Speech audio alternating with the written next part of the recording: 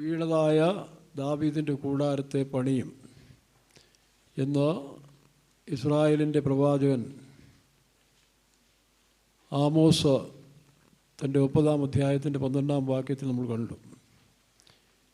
വീണുപോയ ദാവീദിൻ്റെ കൂടാരം എന്ന് ഇസ്രായേലിനെ പറയാൻ കാരണം ദൈവത്തിന് ഇസ്രായേൽ ജനതയെക്കുറിച്ച് വലിയ ഉദ്ദേശമുണ്ടായിരുന്നു.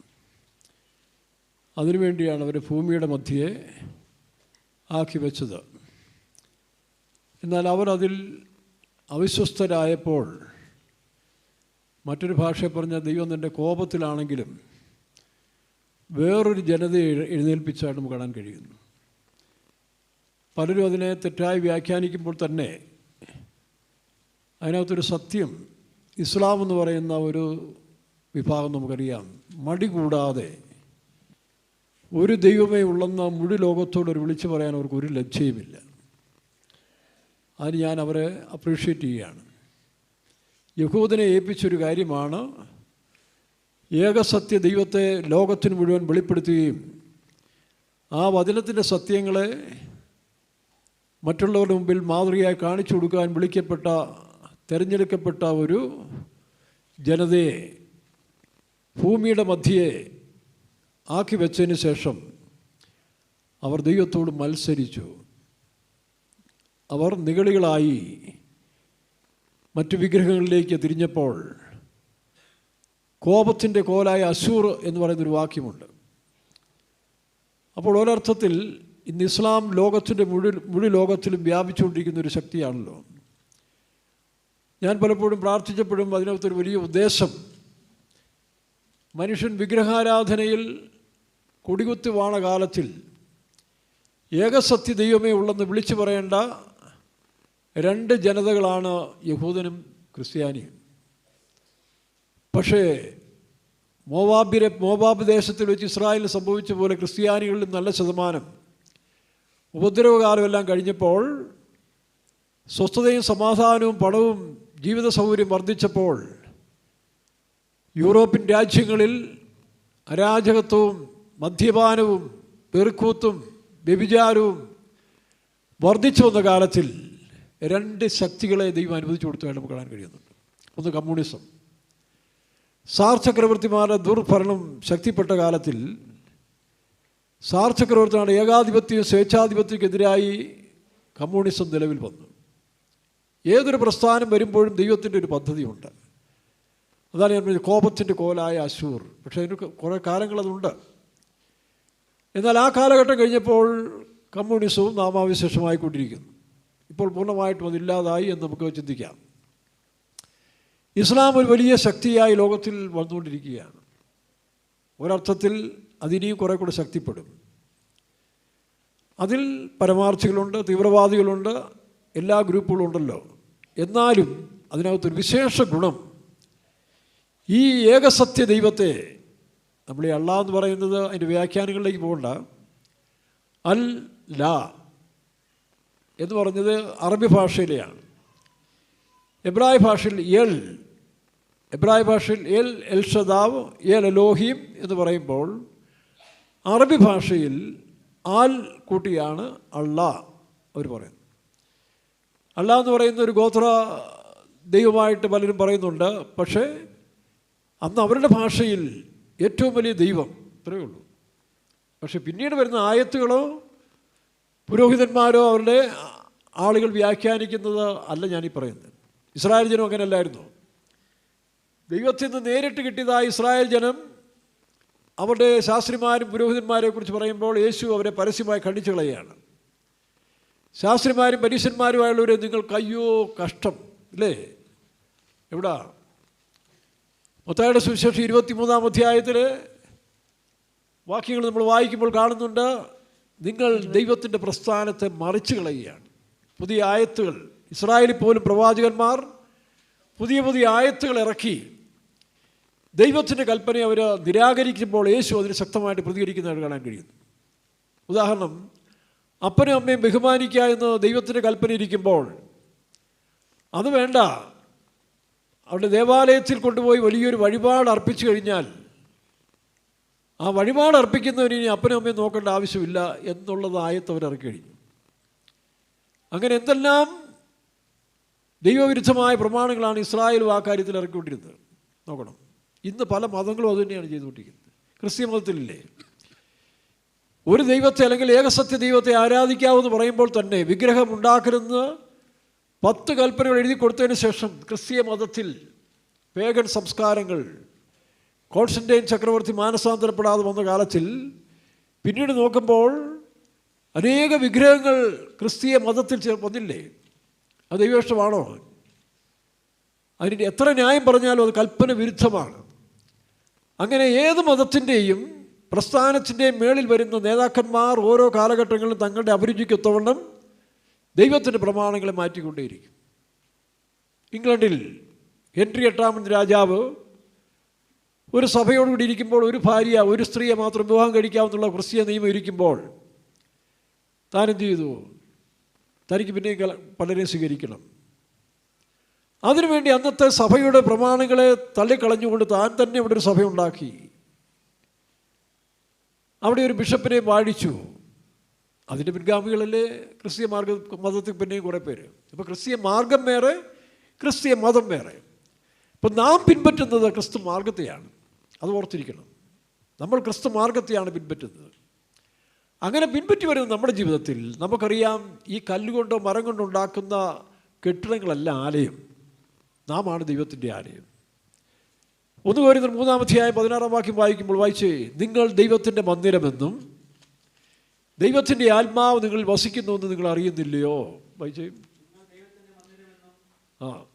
ദൈവത്തിൻ്റെ ആത്മാവ് നിങ്ങളിൽ വസിക്കുന്നുവെന്നും അറിയുന്നില്ലയോ? നിങ്ങൾ ദൈവത്തിൻ്റെ മന്ദിരമെന്നും ദൈവത്തിൻ്റെ ആത്മാവ് നിങ്ങളിൽ വസിക്കുന്നുവെന്ന് നിങ്ങൾ അറിയുന്നില്ലയോ?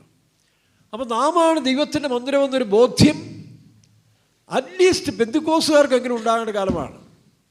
നമ്മളുണ്ടാക്കുന്ന ഹോള് അത് കൂടി വരാൻ വേണ്ടി മാത്രമാണ്. അത് ഓലഷെഡിൽ ആരാധിച്ചിട്ടുണ്ട്, മറ്റു പല സ്ഥലത്തും ആരാധിച്ചിട്ടുണ്ട്. അവിടെ ആരാധിക്കുന്ന നാമാണ് ദൈവത്തിൻ്റെ പ്രസാദം. അതുകൊണ്ടാണ് ഇസ്രായേലിനെ വീണ്ടും തിരുത്തി. നിങ്ങൾ ആ മത്തായിയുടെ സുവിശേഷം 23-ാം അധ്യായം വായിക്കുമ്പോൾ അവിടെ എന്താ കാണുന്നത്? നിങ്ങൾ മന്ദിരത്തിൽ അർപ്പിക്കുന്ന, യാഗപീഠത്തിൽ അർപ്പിക്കുന്ന സ്വർണത്തിനെ കൊണ്ട് സത്യം ചെയ്യുന്നതാണ്. അതാ, സ്വർണത്തിന് വില കൊടുക്കുന്നു, യാഗപീഠത്തിന് വിലയില്ല.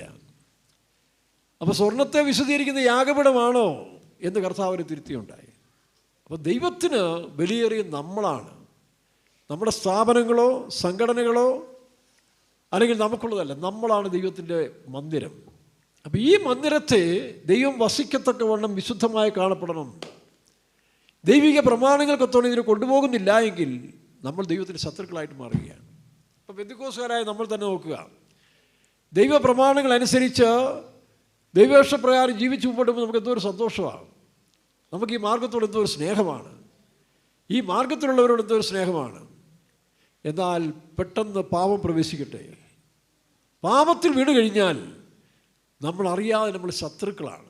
ഇവൻ സുവിശേഷ വേലക്കാരോട് തങ്ങളുടെ തീരുമാനവും പ്രതിഷ്ഠയും മുൻപോട്ട് പോകുമ്പോൾ പെട്ടെന്ന് ആ തീരുമാനത്തിൽ നിന്നോ പ്രതിഷ്ഠയിൽ നിന്നോ പെട്ടെന്ന് താഴോട്ട് പോകുന്നെങ്കിൽ ഉടനെ അവർ ചിന്തിക്കുന്നത്, ഞങ്ങൾ പുറത്താക്കപ്പെടും, ഞങ്ങളെ തള്ളിക്കളയും. അല്ലെങ്കിൽ പിന്നീട് അവരെന്ത് ചെയ്യും? ഒരു കൂട്ടർ മാനസാന്തരപ്പെട്ട് യഥാസ്ഥാനപ്പെടുമ്പോൾ വേറൊരു കൂട്ടർ സ്വയരക്ഷയ്ക്ക് വേണ്ടി ആദാവുമായും വസ്ത്രം തുന്നിയതുപോലെ തുന്നാൻ പോകും. അങ്ങനെ പോകുമ്പോൾ തന്നെ അവരെന്ത് ചെയ്യുന്നു? പെട്ടെന്ന് നടത്തിപ്പിനോട് അല്ലെങ്കിൽ നടത്തിപ്പുകാർ ചിലപ്പോൾ ചില ശിക്ഷകൾ, ചില താക്കീതുകൾ തരുമ്പോൾ അവർക്ക് സഹിക്കാൻ ഒക്കുന്നില്ല. അപ്പോൾ അവർ ശത്രുക്കളായിട്ട് കാണുകയാണ്. ആ ബാലശിക്ഷയ്ക്ക് അവർ തയ്യാറാകാതെ വരും. അന്നു മുതൽ നോക്കുക, പാപം പ്രവേശിച്ചപ്പോൾ പെട്ടെന്ന് ശത്രുത്വം അനുഭവം. കാരണം സാത്താനാണ്. ആ വീണുപോയ ലൂസിഫറിൻ്റെ ആത്മാവ് കയറി വീഴുന്നതുകൊണ്ടാണ്. അത് ഇന്നും നമുക്കങ്ങനെയല്ലേ ഉണ്ടല്ലോ. നമ്മൾ എത്ര വലിയ വിശ്വാസികളും ശുശ്രൂഷകരാണെങ്കിലും പാപം പ്രവേശിക്കുമ്പോൾ നമ്മുടെ നിലമ മാറുകയാണ്. അതുകൊണ്ടാണ് പാപത്തിൻ്റെ ശമ്പളം മരണം, ശത്രു. അതുകൊണ്ട് ഉടനെ അതിനുള്ള വഴി എന്താ? ദൈവസന്നിധിയിൽ നിലവിളിച്ച് കരഞ്ഞ് ശുദ്ധീകരിക്കുക മാത്രം എന്നുള്ളതാണ്, അല്ലേ? 107-ാം സങ്കീർത്തനം വായിക്കുമ്പോൾ യഹോവയോടുള്ള നിലവിളിക്കുന്നതിനാൽ ദൈവം അതിനുള്ള പരിഹാരം തരുന്നുണ്ടല്ലേ? വായിച്ച് 107-ാം സങ്കീർത്തനത്തിൽ 107-19 വായിച്ച്, അവർ തങ്ങളുടെ കഷ്ടതയിൽ യഹോവയോട് നിലവിളിച്ചു, അവൻ അവരെ അവരുടെ ഞെരുക്കങ്ങളിൽ നിന്ന് രക്ഷിച്ചു. കഷ്ടതയിൽ നിലവിളിച്ചു, ഞെരുക്കങ്ങളിൽ നിന്ന് അവരെ വിടുവിച്ചെന്നാണ്. നമ്മളെ ഞെരുക്കുന്ന ചില സമയങ്ങളുണ്ട്. ചില ട്രാഫിക് ബ്ലോക്ക് പോലെയാണ്. അത്യാവശ്യമായിട്ട് പോകുന്ന സമയത്തായിരിക്കും പെട്ടെന്ന് ട്രാഫിക് ബ്ലോക്ക് ഉണ്ടാകും. മനസ്സ് മരവിച്ച് മടുത്തു പോകുന്നൊരു സമയം പോലെയാണ്. ഇതുപോലെയാണ് ചില സമയം ആത്മീയമായി മുൻപോട്ട് ജീവിക്കുന്ന സമയത്തിൽ രണ്ട് കാര്യങ്ങളാണ്. ശാരീരിക കഷ്ടങ്ങൾ വന്നാലും അത്രയും വരത്തില്ല. പക്ഷെ മാനസികമായ കഷ്ടങ്ങൾ, പാപത്തിൻ്റെ ശക്തി നമ്മുടെ മേൽ വാഴുമ്പോൾ നമ്മൾ അറിയാതെ വളരെ താഴേക്ക് പോവുകയായിരുന്നു. അവിടെ ഇന്ന് യഹോവയോട് നിലവിളിക്കുക മാത്രമേ ഉള്ളൂ. വേറെ ഒരു സൊല്യൂഷനും അല്ല, ന്യായീകരണമല്ല. പിന്നെ തെറ്റിന് ന്യായീകരണമല്ല. ന്യായീകരണം കാണിച്ചാൽ ദൈവത്തിന് വിടുതൽ കിട്ടുകയില്ല. തൻ്റെ ലംഘനങ്ങളെ മറയ്ക്കുന്നവന് ശുഭം വരികയില്ല, അത് ഏറ്റുപറഞ്ഞ് ഉപേക്ഷിക്കുന്നവനോ കരുണ ലഭിക്കും. അപ്പോൾ അങ്ങനെയുള്ള വീഴ്ചകൾ മനുഷ്യന് വരുമ്പോൾ ദൈവത്തോട് നിലവിളിക്കുകയാണ്. കരഞ്ഞ് നിലവിളിച്ച് യഥാസ്ഥാനപ്പെടും വരെയും മറ്റൊന്നിന് പോകരുത്. ആ യഥാസ്ഥാനത്തിനുള്ള സമയമാണ് നമുക്കിപ്പോൾ, ഇല്ലയോ? സങ്കീർത്തനക്കാരൻ പല സ്ഥലത്ത് പറയുന്നത്, യഹോവേ ഞങ്ങളെ യഥാസ്ഥാനപ്പെടുത്തണമേ, തെക്കേ നാട്ടിലെ തോടുകളെ പോലെ നീ ഞങ്ങളെ വീണ്ടും ജീവിപ്പിക്കണമേ, യഥാസ്ഥാനപ്പെടുത്തണമേ. തെക്കേ നാട്ടിലെ തോടിൻ്റെ ഗുണം, അത് മഴക്കാലത്തും വെള്ളം വരും, മഞ്ഞുകാലത്തിൽ തിരിച്ചു വെള്ളം ഇങ്ങോട്ട് വരും. അപ്പോൾ ദൈവത്തിലുള്ള കൃപ, അതാണ് നമുക്ക് ആവശ്യം. ആ കൃപയിൽ ജീവിക്കുന്നവർക്ക് മാത്രമേ ഈ കാലം നിൽക്കാൻ സാധ്യതയുള്ളൂ. കാരണം ലോകം മുഴുവൻ പാപത്തിൻ്റെ ശക്തി, ജഡത്തിൻ്റെ ശക്തി, സ്വയത്തിൻ്റെ ശക്തി ഞെരുക്കിക്കൊണ്ടിരിക്കുന്ന സമയമാണ്. അപ്പോൾ ആ ഞെരുക്കത്തിൽ നിന്ന് ദൈവം നമ്മെ വിടുവിക്കും. വായിച്ച വീണ്ടും വാക്യം 107:19. അവർ തങ്ങളുടെ കഷ്ടതയിൽ യഹോവയോട് നിലവിളിച്ചു, അവൻ അവരെ അവരുടെ ഞെരുക്കങ്ങളിൽ നിന്ന് രക്ഷിച്ചു. അവരുടെ ഞെരുക്കങ്ങളിൽ നിന്ന് വിടുവിച്ചു.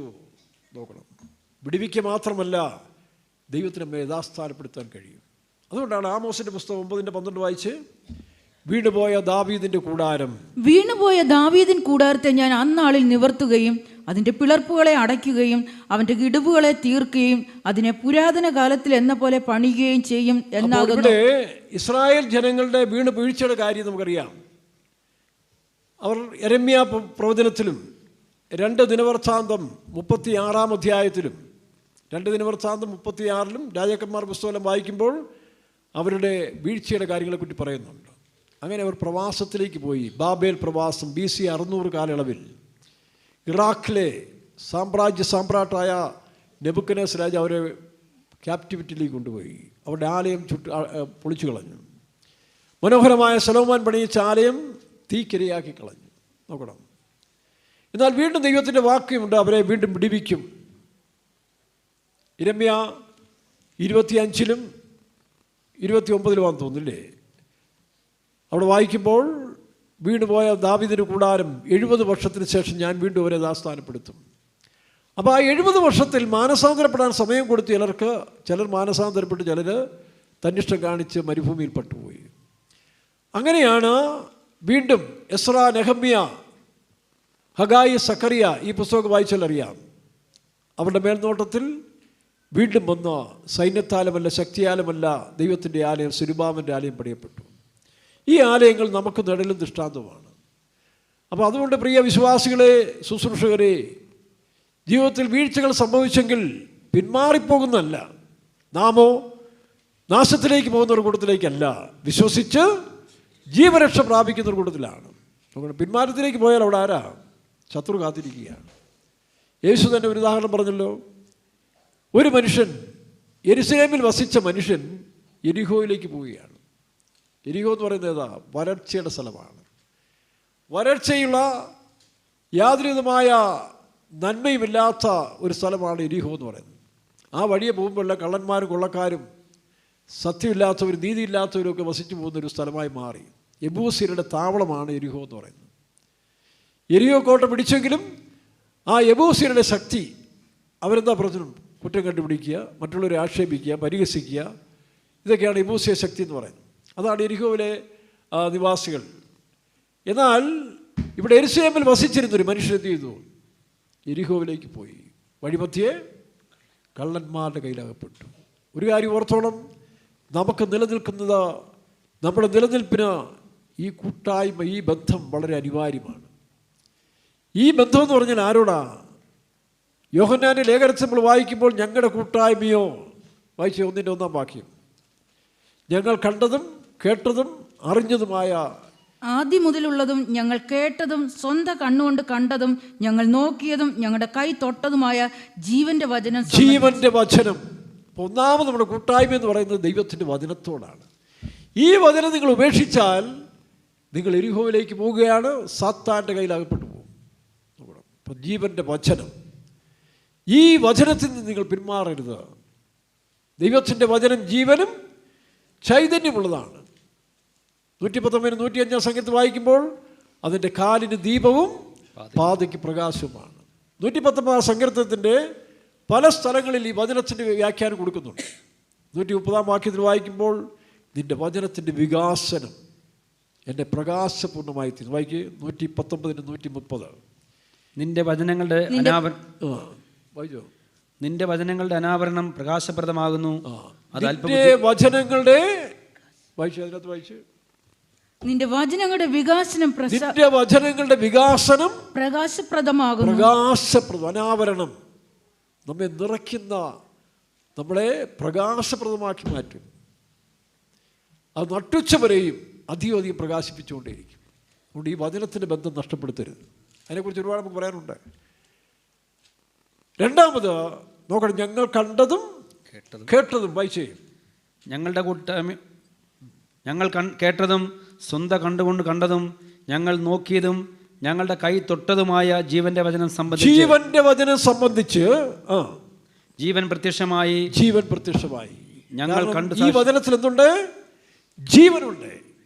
ഈ വചനത്തെ വിട്ടിട്ട് കൂടുതൽ സമയവും ഓരോ റീലും മറ്റത് മറിച്ചുമല്ല ഇട്ടിരിക്കുന്ന ആ യൂട്യൂബിൽ ഇത് കണ്ടിങ്ങനെ പോയാൽ, അല്ലെ മറ്റു കാര്യങ്ങൾ ശ്രദ്ധിക്കാൻ പോയാൽ നിങ്ങളുടെ അകത്ത് ജീവൻ മരണമായി പോകും. ജീവനുള്ളൊരു മനുഷ്യനെ ഒരു ഡെഡ് ബോഡിയോട് ചേർത്ത് കെട്ടിവെച്ച് നോക്കി കുറേ സമയത്തിനുള്ളിൽ അവൻ മരിച്ചു പോകും. കാരണം ഈ മരണത്തിന് ജീവനെ വലിച്ചെടുക്കുക. ഏത് ജീവൻ? സാധാരണ ജീവൻ. എന്നാൽ നിങ്ങൾ ദൈവത്തിൻ്റെ ജീവനുണ്ടെങ്കിൽ ആ മരണത്തെ ജീവനാക്കി മാറ്റാൻ കഴിയും. അതാണ് യേശു ലോകത്തിൽ വന്നത്, അക്ഷയമായ. അവിടെ ദൈവവൈദ്യനെ, നീ ഒരു ജീവൻ്റെ വചനമാണെങ്കിൽ നിനക്ക് ലോകത്തിൽ എവിടെയും പോകാം, ഏത് പാതാളത്തിനും പോകാം. കാരണം അവിടെ നിന്നിലുള്ളത് ജീവൻ്റെ വചനമാണ്. ഞാൻ മദ്രാസിലിരിക്കുന്ന സമയത്തിൽ ഒരു നല്ല ജിംനാസ്റ്റിക് മെഡൽ നേടിയതായ ഒരു ചെറുപ്പക്കാരൻ, നല്ല സുന്ദരനായ ഒരു ചെറുപ്പക്കാരൻ യാദൃശ്യമായി പരിചയപ്പെട്ടു. അവൻ്റെ കൂട്ടുകാരനാണ് കൊണ്ടുവന്നത്. കൂട്ടുകാരൻ ഒരു SP യുടെ, ആ കാലത്തിൽ മദ്രാസിലൊരു SP, സൂപ്രണ്ട് ഓഫ് പോലീസിൻ്റെ ഒരു മകനാണ്. അദ്ദേഹം ഈ പറഞ്ഞ പോലെ അസ്വസ്ഥത നിറഞ്ഞ സമയത്ത് ഞാനിന്ന് മദ്രാസിൽ കെല്ലീസിലിരിക്കുക, എന്നെ ഒന്ന് കാണുകയും ഞങ്ങളുടെ യൂത്ത് മീറ്റിങ്ങിൽ പങ്കെടുക്കുകയും ഈ സഹോദരനാണ് മറ്റേ സഹോദരനെ വിളിച്ചുകൊണ്ട് വന്നത്. നല്ല യോഗ്യനായ ഒരു മനുഷ്യൻ, ചെറുപ്പക്കാരൻ. പക്ഷെ തന്നോട് സംസാരിച്ചു, താൻ രക്ഷിക്കപ്പെട്ടു.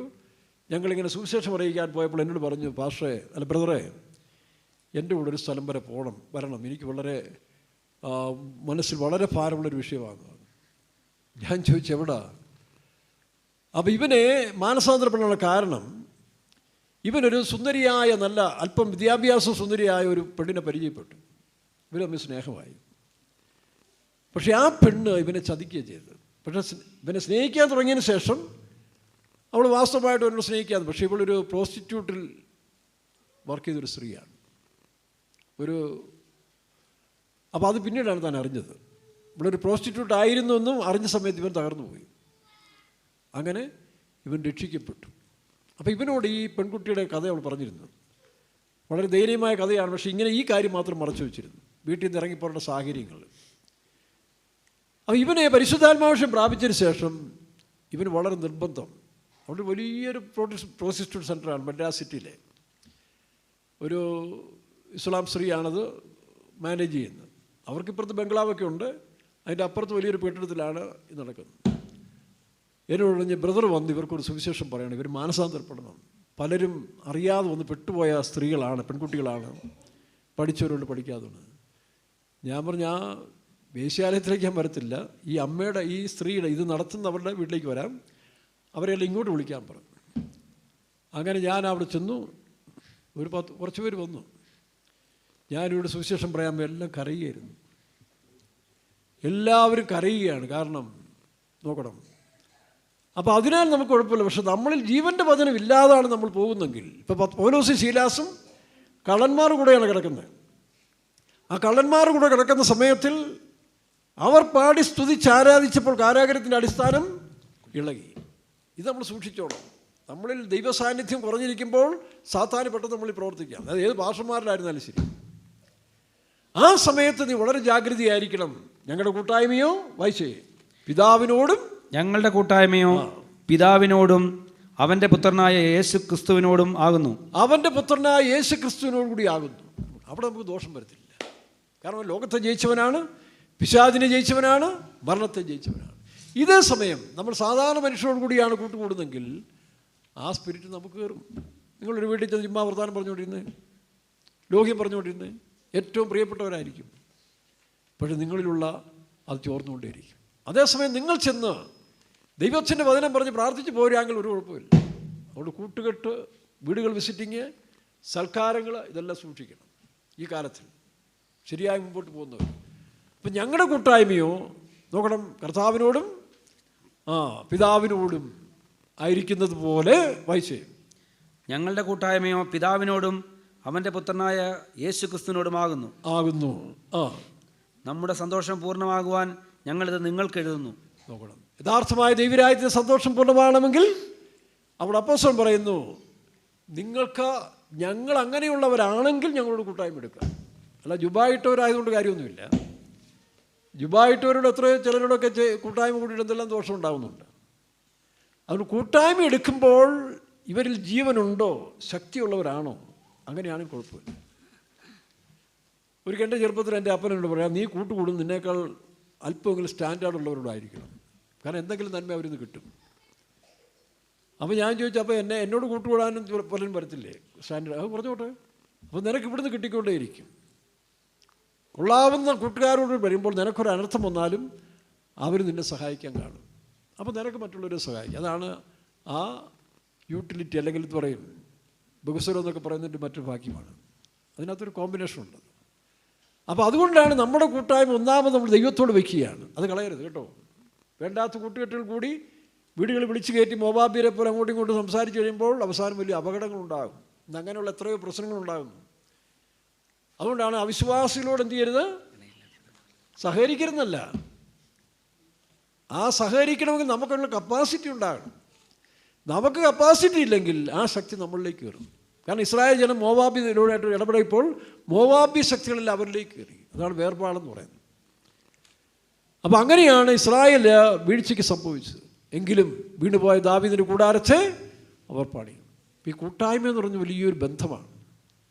നമ്മൾ വേദപുസ്തകം എസ്രായുടെ പുസ്തകം 8-ാം അധ്യായത്തിൽ വായിക്കുമ്പോൾ എസ്രാ 8:21 വായിച്ച്, ഈ ബാബേൽ പ്രവാസത്തിൽ നിന്ന് വീണ്ടും ആലയം പണിയാൻ വരുമ്പോൾ എസ്രാ വഴിക്ക് മധ്യേ അഹവ എന്ന് പറയുന്ന ഒരു ആറ്റരികത്തിൻ്റെ അടുത്ത് വന്ന് ഒരു പ്രാർത്ഥനാ കൂട്ടം അവിടെ ഉണ്ടാക്കി, ഒരു സമ്മേളനം ഉണ്ടാക്കി. വായിച്ചേ. അനന്തരം ഞങ്ങൾ ഞങ്ങളുടെ ദൈവത്തിന്റെ സന്നിധിയിൽ ഞങ്ങളെ തന്നെ താഴ്ത്തേണ്ടതിന് ഞങ്ങൾക്കും ഞങ്ങളുടെ കുഞ്ഞു കുട്ടികൾക്കും ഞങ്ങളുടെ സകല സമ്പത്തിനും വേണ്ടി ശുഭയാത്ര അവനോട് യാചിക്കേണ്ടതിന് നിങ്ങൾക്കൊരു ശുഭയാത്ര വേണ്ടേ? പ്രിയ ദൈവമക്കളെ, നമ്മുടെ യാത്ര ഒരു ശുഭയാത്രയായി തീരട്ടെ. തന്നെയല്ല നമ്മുടെ ലക്ഷ്യം എവിടെ ആയിരിക്കണം? ശുഭ തുറമുഖത്തെത്തണം. ഇവിടെ എസ്രാ പറയും നമ്മുടെ ശുഭയാത്ര സമാധാനവും സന്തോഷവും നിറഞ്ഞൊരു ശുഭയാത്രയായിരിക്കണം ഇനി നമ്മുടെ ലക്ഷ്യം. ഈ ലോകത്തിൽ മല്ല് പിടിച്ച് കുറേ ഉണ്ടാക്കി കൂട്ടി അങ്ങ് തലം പുറകെ വന്നോളും. നമ്മൾ ദൈവത്തിൻ്റെ പ്ലാനിൽ പോകുമ്പോൾ ദൈവം നമുക്ക് വേണ്ടി എല്ലാം കരുതും. ദൈവം തന്നെ സ്നേഹിക്കുന്നവർക്ക് ഒരുക്കിയിരിക്കുന്നത് അത് അത്യാവശ്യം മതിയല്ലോ. ആവശ്യമില്ലാതെ സമ്പാദിച്ചിട്ട് കാര്യമില്ല. കാരണം ഈ കാലത്തിൽ 2 കാര്യങ്ങൾ സംഭവിക്കാൻ പോവുകയാണ്. ഒന്ന്, സ്വർണത്തിന് വിലയില്ലാതായിത്തീരും. 2027 ഞാൻ പറയുന്നതല്ല, ലോക നേതാക്കന്മാർ പലരും അതിനെക്കുറിച്ച് ചർച്ച ചെയ്തു കഴിഞ്ഞു. ഡിജിറ്റൽ സംവിധാനം, ക്യാഷ്ലെസ് സൊസൈറ്റി, കേട്ടില്ലേ? Cashless society. ഇന്നെന്താ ATM എല്ലാം കൗണ്ടർ മാറ്റിക്കൊണ്ടിരിക്കുന്നത്. കഴിഞ്ഞ ദിവസം ഒരേ ഒരു ATM സ്റ്റേറ്റ് ബാങ്കിൻ്റെ 3 എണ്ണം ഉണ്ടായിരുന്നു, അത് 2 എണ്ണം കളഞ്ഞു വരണം. ഞാനും അതിൻ്റെ വാതിൽക്കൽ പോയി നിൽക്കുന്ന സമയത്തിൽ കുറേ പേര് ശപിച്ചിട്ട് പോകുന്നു. എപ്പോൾ വന്നാലും ഇത് തന്നെ ഗതികൾ, നാളെ ഇതെല്ലാമായിരിക്കും ഇതിൻ്റെ അപ്പുറത്തേക്ക് ഗതികൾ. കാരണം ഇതെല്ലാം മാറ്റപ്പെടാൻ പോവുകയാണ്. ക്യാഷ്ലെസ് സൊസൈറ്റി, പണം വേണ്ട കേട്ടോ, പണമില്ലാത്തൊരു കാലം. പണത്തിന് മൂല്യം കൊടുക്കുന്നവരാ സ്വർണ്ണമാണ്. സ്വർണം ഡെപ്പോസിറ്റ് ചെയ്താണ് പണത്തിന്. അപ്പോൾ നാളെ സ്വർണം വെളിയിൽ എറിയുന്നൊരു കാലം വരും. കാരണം മനുഷ്യൻ മടുത്തു. ഇന്നിപ്പോൾ സ്വർണ്ണത്തിൻ്റെ വില കൂടിയിട്ടെല്ലാം കൂട്ടി വെച്ചിരിക്കുകയാണ്. ഇപ്പോൾ തന്നെ ഒരു പവൻ എത്രയാണ്? 60, 50? എത്ര? 97,000 രൂപ കേട്ടോ. ചില കഴിഞ്ഞ ദിവസം ഒരു അമ്മയുടെ മാലയും പറിച്ചുകൊണ്ട് പോയി അവൻ്റെ നഖം കൊണ്ട് ഇവിടെ എല്ലാം കീറിയതായിട്ട് കിടക്കുന്നുണ്ട്. അപ്പോൾ റെയിൽവേ ഉദ്യോഗസ്ഥൻ പറഞ്ഞിരിക്കും, ദയവ് ചെയ്ത് നിങ്ങൾ ഈ പത്രാസ് കാണിക്കുന്നതെല്ലാം കൊണ്ടുപോകാൻ നിങ്ങളുടെ കഴുത്ത് പോകും. വീട്ടിൽ രാത്രിയും പകലുമാണ്, രാത്രി ഉറക്കളിച്ചിട്ടുകൊണ്ടിരിക്കും, എന്നാലും വെളി കൊണ്ടിരുന്നാണ് റെയിൽവേ ഉദ്യോഗസ്ഥൻ പറഞ്ഞത്.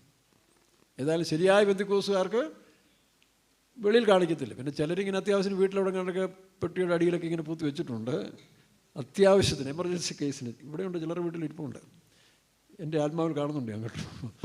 കുഴപ്പമില്ല. പക്ഷേ 2027 മുമ്പായിട്ട് ക്യാഷ്ലെസ് സൊസൈറ്റി വരുമ്പോഴേ എന്തു ചെയ്യും? സ്വർണത്തിന് വിലയില്ല, അതാ കയറി പോവും. അപ്പോൾ എങ്ങനെ ആയിരിക്കും അവസ്ഥ എന്ന് പറഞ്ഞു. കിലോ കണക്കിന് സ്വർണം പോരെങ്കിൽ ഇന്ന് ദൈവങ്ങളെന്ന് പറയുന്ന വിഗ്രഹത്തിൻ്റെ പുറത്തിരിക്കുന്ന സ്വർണം കൂടെ അടിച്ചു മാറ്റി ഇപ്പോൾ എല്ലാം അകത്ത് കിടക്കുകയാണ്. കാരണം അത്രയ്ക്ക് സ്വർണത്തിന് ആവേശമാണ്. നാളെ സ്വർണത്തിന് വില ബൈബിളുണ്ടല്ലോ അല്ലേ? എസെക്കിയേൽ 7:19 എസെക്കിയേൽ പ്രവചനം 7:19 പറയുന്നു, വായിച്ചു. അവർ തങ്ങളുടെ വെള്ളി വീതികളിൽ എറിഞ്ഞു കളയും. വെള്ളി വീതികളിൽ എറിഞ്ഞു കളയും. കാരണം രക്ഷിക്കാൻ കഴിയുന്നില്ല, വിശപ്പിന് വെള്ളി കൊണ്ട് ഗുണവുമില്ല. അടുത്ത് പൊന്ന് അവർക്ക് മലമായി തോന്നും. അപ്പോൾ രണ്ട് കാര്യമാണ്. നാളെ ഭക്ഷണമില്ലാത്തൊരു കാലം വരുന്നു, ക്യാഷ്ലെസ് സൊസൈറ്റി വരുന്നു. ഇങ്ങനെ ലോകചരിത്രം കുറേ പറയണമെന്ന് എനിക്ക് ആഗ്രഹമുണ്ട്, പക്ഷേ ഇന്ന് ഞാനതിലേക്ക് പോകുന്നില്ല. ഇപ്പോൾ സംഭവിച്ചിട്ടുണ്ട് AI ക്യാമറ, മറ്റത് പല കാര്യങ്ങളുണ്ട്. അതുപോലെ തന്നെ മനുഷ്യനെ ഇവിടുന്ന് പ്ലെയിനും വേണ്ട, ഒന്നും വേണ്ട, സെക്കൻഡുകളിലും മിനിറ്റുകൾ കൊണ്ട് ഇവിടുന്ന് അമേരിക്കയ്ക്ക് അയക്കാനുള്ള കണ്ടുപിടുത്തമാണ് അവർ കണ്ടുപിടിച്ചുകൊണ്ടിരിക്കുന്നത്.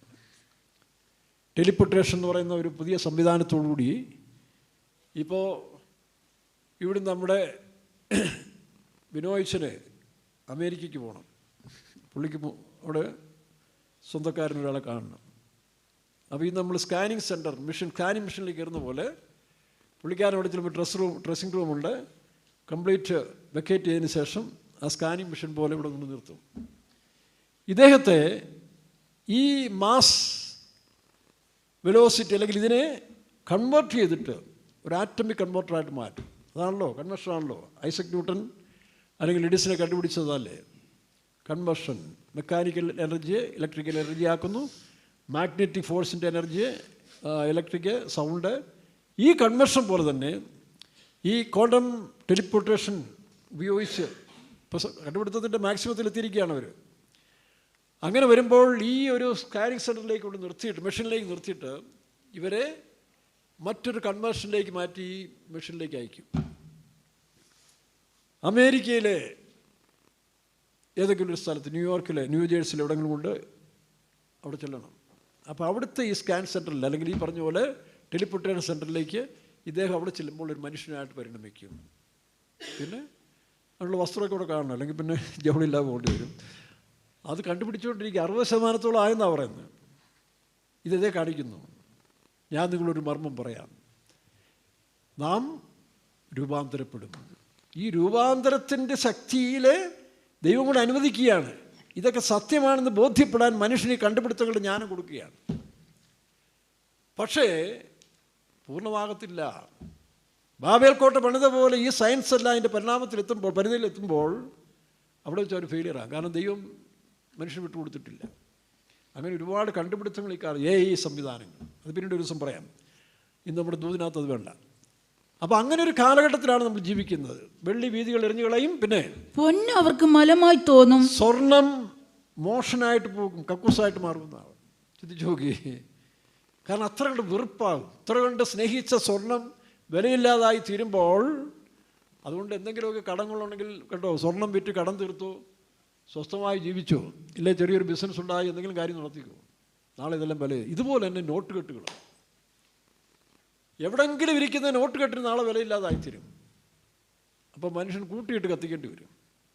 പണ്ട് നമ്മൾ കേട്ടില്ലേ, തിരുവല്ലായിലൊരു സംഘടനയുടെ കാറിനകത്ത് എത്ര 3.5 കോടി 4.5 കോടി രൂപയുടെ നോട്ട്, ഞാൻ അവിടെ പോയിരുന്നു കേട്ടോ, തൊട്ടടുത്ത് നമ്മുടെ ഒരു വിശ്വാസ വീടുണ്ട്.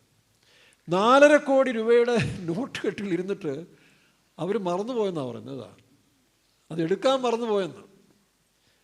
കുറേ കഴിഞ്ഞപ്പോഴാണ് എങ്ങനെയോ ഇൻ്റലിജൻസിന് ആരോ പോയി തപ്പി നോക്കിയപ്പോൾ ഒരു കാറിനകത്ത് എന്തൊക്കെയോ ഇരിക്കുന്നു. അങ്ങനെ പൊക്കിയല്ലാതെ. അപ്പോൾ ഇതുപോലെ കെട്ടിടക്കുന്ന നോട്ടുള്ളവർ അതുകൊണ്ട് ചിലവഴിച്ച് തീർത്തോണം. നാളെ ഒരു സമയം കഴിയുമ്പോൾ അതിന് വിലയില്ലാതായിത്തീരും. ഇങ്ങനെ മനുഷ്യൻ മടുക്കുന്നൊരു സമയം. ഇനി ആത്മഹത്യ ചെയ്യാൻ നോക്കിയാൽ അതിനും പറ്റാത്തൊരു കാലം. ആ ടെൻഡൻസി നിന്ന് മാറും. കാരണം ഇവിടെ അനുഭവിച്ച് തീർക്കണം. മനുഷ്യൻ മരണത്തെ കൊതിക്കും. ആ മരണത്തെ കൊതിച്ചിട്ട് മലയുടെ അടിയിൽ പോയി നിൽക്കുമെന്നാണ് കത്തോലിക്കരുടെ ശവസംസ്കാരത്തിൽ പാടത്തില്ലേ, മലകളെ ഞങ്ങളെ മൂടുവിൻ വേഗമൻ ആരവം കേൾക്കുമെങ്ങും അവസാന വിധിയിൽ നീ അലിവാർന്നു. അപ്പം അവസാന ന്യായവിധിയിൽ മനുഷ്യൻ മരിക്കാൻ നോക്കും. കാരണം ശരീരത്തെ വെട്ടുകളി പോലുള്ളത് വന്ന് കുത്തുക, കുത്തി കുത്തി കുത്തി കുത്തി. ഇവിടെ ചെറിയൊരു അട്ട കടിച്ചാൽ നമുക്കറിയാം അല്ലയോ, ഒരു അട്ടയുടെ കൊമ്പ് കൊണ്ടാൽ അന്നത്തെ മുഴുവൻ അസ്വസ്ഥം ചൊറിച്ചിലും പിടിച്ചിരും. അങ്ങനെയെങ്കിൽ അവരെ മാസങ്ങളോളം ഈ തേളുകൾ കുത്താൻ പോവുകയാണ്. എന്തെല്ലാം അനർത്ഥങ്ങളാണ്. നമുക്ക് പിന്നീട് ഒരിക്കൽ ദൈവം അനുവദിച്ചാൽ ചിന്തിക്കാം. അപ്പോൾ അങ്ങനെ ഒരു സമയമായതിനാൽ നമുക്കൊരു നല്ല സന്ദർഭമുണ്ട്. ഇവിടെ അഹവ ആറ്റിലേക്ക് എല്ലാവർക്കും വരിക. വൈസ് എസ്രാ എന്ത് ചെയ്തു? എല്ലാവരെയും അഹവ ആറ്റിൻകരയിലേക്ക് കൊണ്ടുവന്നു. വൈസ് അനന്തരം ഞങ്ങൾ ഞങ്ങളുടെ ദൈവത്തിൻ്റെ സന്നിധിയിൽ ഞങ്ങളെ തന്നെ താഴ്ത്തേണ്ടതിന് ഞങ്ങൾക്കും ഞങ്ങളുടെ കുഞ്ഞു കുട്ടികൾക്കും ഞങ്ങളുടെ സകല സമ്പത്തിനും വേണ്ടി, ഞങ്ങൾക്ക് മാത്രമല്ല ഞങ്ങൾക്കും പിന്നെ ഞങ്ങളുടെ കുഞ്ഞു കുട്ടികൾ എന്ന് പറഞ്ഞാൽ കൊച്ചുമക്കൾ വരെയും കേട്ടോ. മക്കൾ മാത്രമല്ല, കൊച്ചുമക്കൾക്ക് വേണ്ടിയുള്ളതായ കരുതലായിരിക്കണം. അതുകൊണ്ട് ഓരോ പേരൻസും ഈ നാളുകളിൽ തങ്ങളെക്കുറിച്ചും തങ്ങളുടെ കുഞ്ഞുങ്ങളെക്കുറിച്ചും കൊച്ചുമക്കളെക്കുറിച്ചും ഒരു വലിയ ഭാരം നമുക്കുണ്ടാകണം.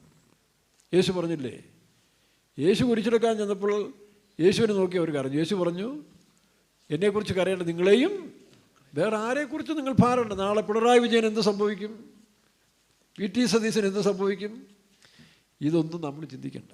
അതൊക്കെ സംഭവാമി എല്ലാം സംഭവിക്കേണ്ട പോലെ നടന്നോളും. മറ്റവർക്ക് എന്ത് സംഭവിക്കും? ഇപ്പോഴത്തെ അമേരിക്കയിലെ പോപ്പാണോ പ്രവാചകനായിട്ട് വരുന്നത്? അല്ലെങ്കിൽ ഇതെല്ലാം നടക്കേണ്ട പോലെ നടന്നുകൊള്ളും. കർത്താവ് പറഞ്ഞു, നിങ്ങളെയും നിങ്ങളുടെ കുഞ്ഞുങ്ങളെയും ഓർത്ത് അത്രയും മാത്രം ചെയ്താൽ മതി. വേറെ ഒന്നിനെക്കുറിച്ചും ഭാരപ്പെടണ്ട. പെയ്ത്തോം പണിയെക്കുറിച്ച് ഭാരപ്പെടണ്ട, ആരെക്കുറിച്ചും ഭാരപ്പെടണ്ട. നിങ്ങളെയും നിങ്ങളുടെ കുഞ്ഞുങ്ങളെയും. കറക്റ്റ്, അത് ആ പോയിന്റിലേക്ക് നമ്മൾ തിരിച്ചു വരണം. ഇവിടെ ഇതാ അഹവ ആറ്റിൽ വായിക്കാം. അനന്തരം ഞങ്ങൾ ഞങ്ങളുടെ ദൈവത്തിൻ്റെ സന്നിധിയിൽ ഞങ്ങളെ തന്നെ താഴ്ത്തേണ്ടതിന് ഞങ്ങൾക്കും ഞങ്ങളുടെ കുഞ്ഞുകുട്ടികൾക്കും ഞങ്ങളുടെ സകല സമ്പത്തിനും വേണ്ടി ശുഭയാത്ര അവനോട് യാചിക്കേണ്ടതിന്. നമുക്കൊരു ശുഭയാത്രയാണ് ആവശ്യം. എവിടുന്ന്? നമ്മൾ ഇവിടുന്ന് കടന്നു പോകേണ്ട സമയം അടുത്തുകൊണ്ടിരിക്കുകയാണ്. ഇവിടുന്ന് കടന്നു പോകുമ്പോൾ ദുഃഖയാത്രയാകരുത്, വിലാപയാത്രയാകരുത്. വിലാപയാത്രയല്ല നമുക്ക് വേണ്ടത്, സന്തോഷയാത്രയായിരിക്കണം, ശുഭയാത്ര. ഈ ശുഭയാത്രയുള്ളവർ എവിടെ ചെല്ലും? ശുഭ തുറമുഖത്തെത്തും. 107 സങ്കീർത്തനം വായിക്കുമ്പോൾ അവിടെ അവരെ ശുഭ തുറമുഖത്തിൽ കൊണ്ടെത്തിച്ചെന്നാണ്. 107 എത്രയാണ്?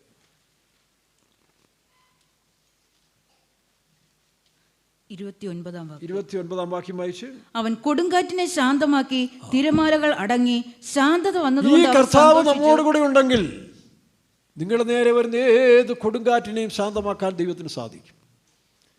ഏത് പ്രതിസന്ധികളെയും, ഈശാനമൂലം കാറ്റാകട്ടെ, മറ്റ് ഏത് നാശകാറ്റ് നമുക്ക് നേരെ വന്നാലും ശാന്തമാക്കാൻ ദൈവത്തിന് കഴിയും. അവിടെ എന്താ വായിക്കുന്നത്? ശാന്തത വന്നതുകൊണ്ട് അവർ സന്തോഷിച്ചു. ശാന്തത വന്നതുകൊണ്ട് അവർ സന്തോഷിച്ചു. അവർ ആഗ്രഹിച്ച തുറമുഖത്ത് അവൻ അവരെ എത്തിച്ചു. അവർ ആഗ്രഹിച്ച തുറമുഖം. അപ്പോസ്തല പ്രവൃത്തി 27 അധ്യായത്തിൽ വായിക്കുമ്പോൾ അവിടെ പൗലോസ് അപ്പോസ്തലൻ പറഞ്ഞൊരു ശുഭ തുറമുഖത്തെ പറ്റി അവിടെ പറയുന്നുണ്ട്. 27:8 വാക്യം വായിച്ചു. അപ്പോസ്തല പ്രവൃത്തി 27:8. അവിടെ ശുഭ തുറമുഖം വായിക്കാം. കരപറ്റി പ്രയാസത്തോടെ ലസയ്യ പട്ടണത്തിന് സമീപത്ത് ശുഭ തുറമുഖം എന്ന് പേരുള്ള സ്ഥലത്ത്, പ്രയാസത്തോടാണെങ്കിലും കര പറ്റുമ്പോൾ നാം ചെന്ന് ചേരുന്നത് ശുഭ തുറമുഖത്തായിരിക്കും. ശോഭയേറുമു നാടുണ്ടതിൽ കാണാമേ ദൂരവിശ്വാസത്താ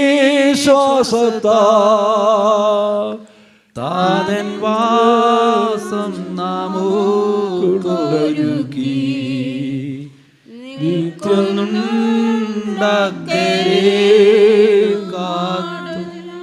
വേഗം നാം ചേർന്നിടൂ ഭംഗിയേറിയ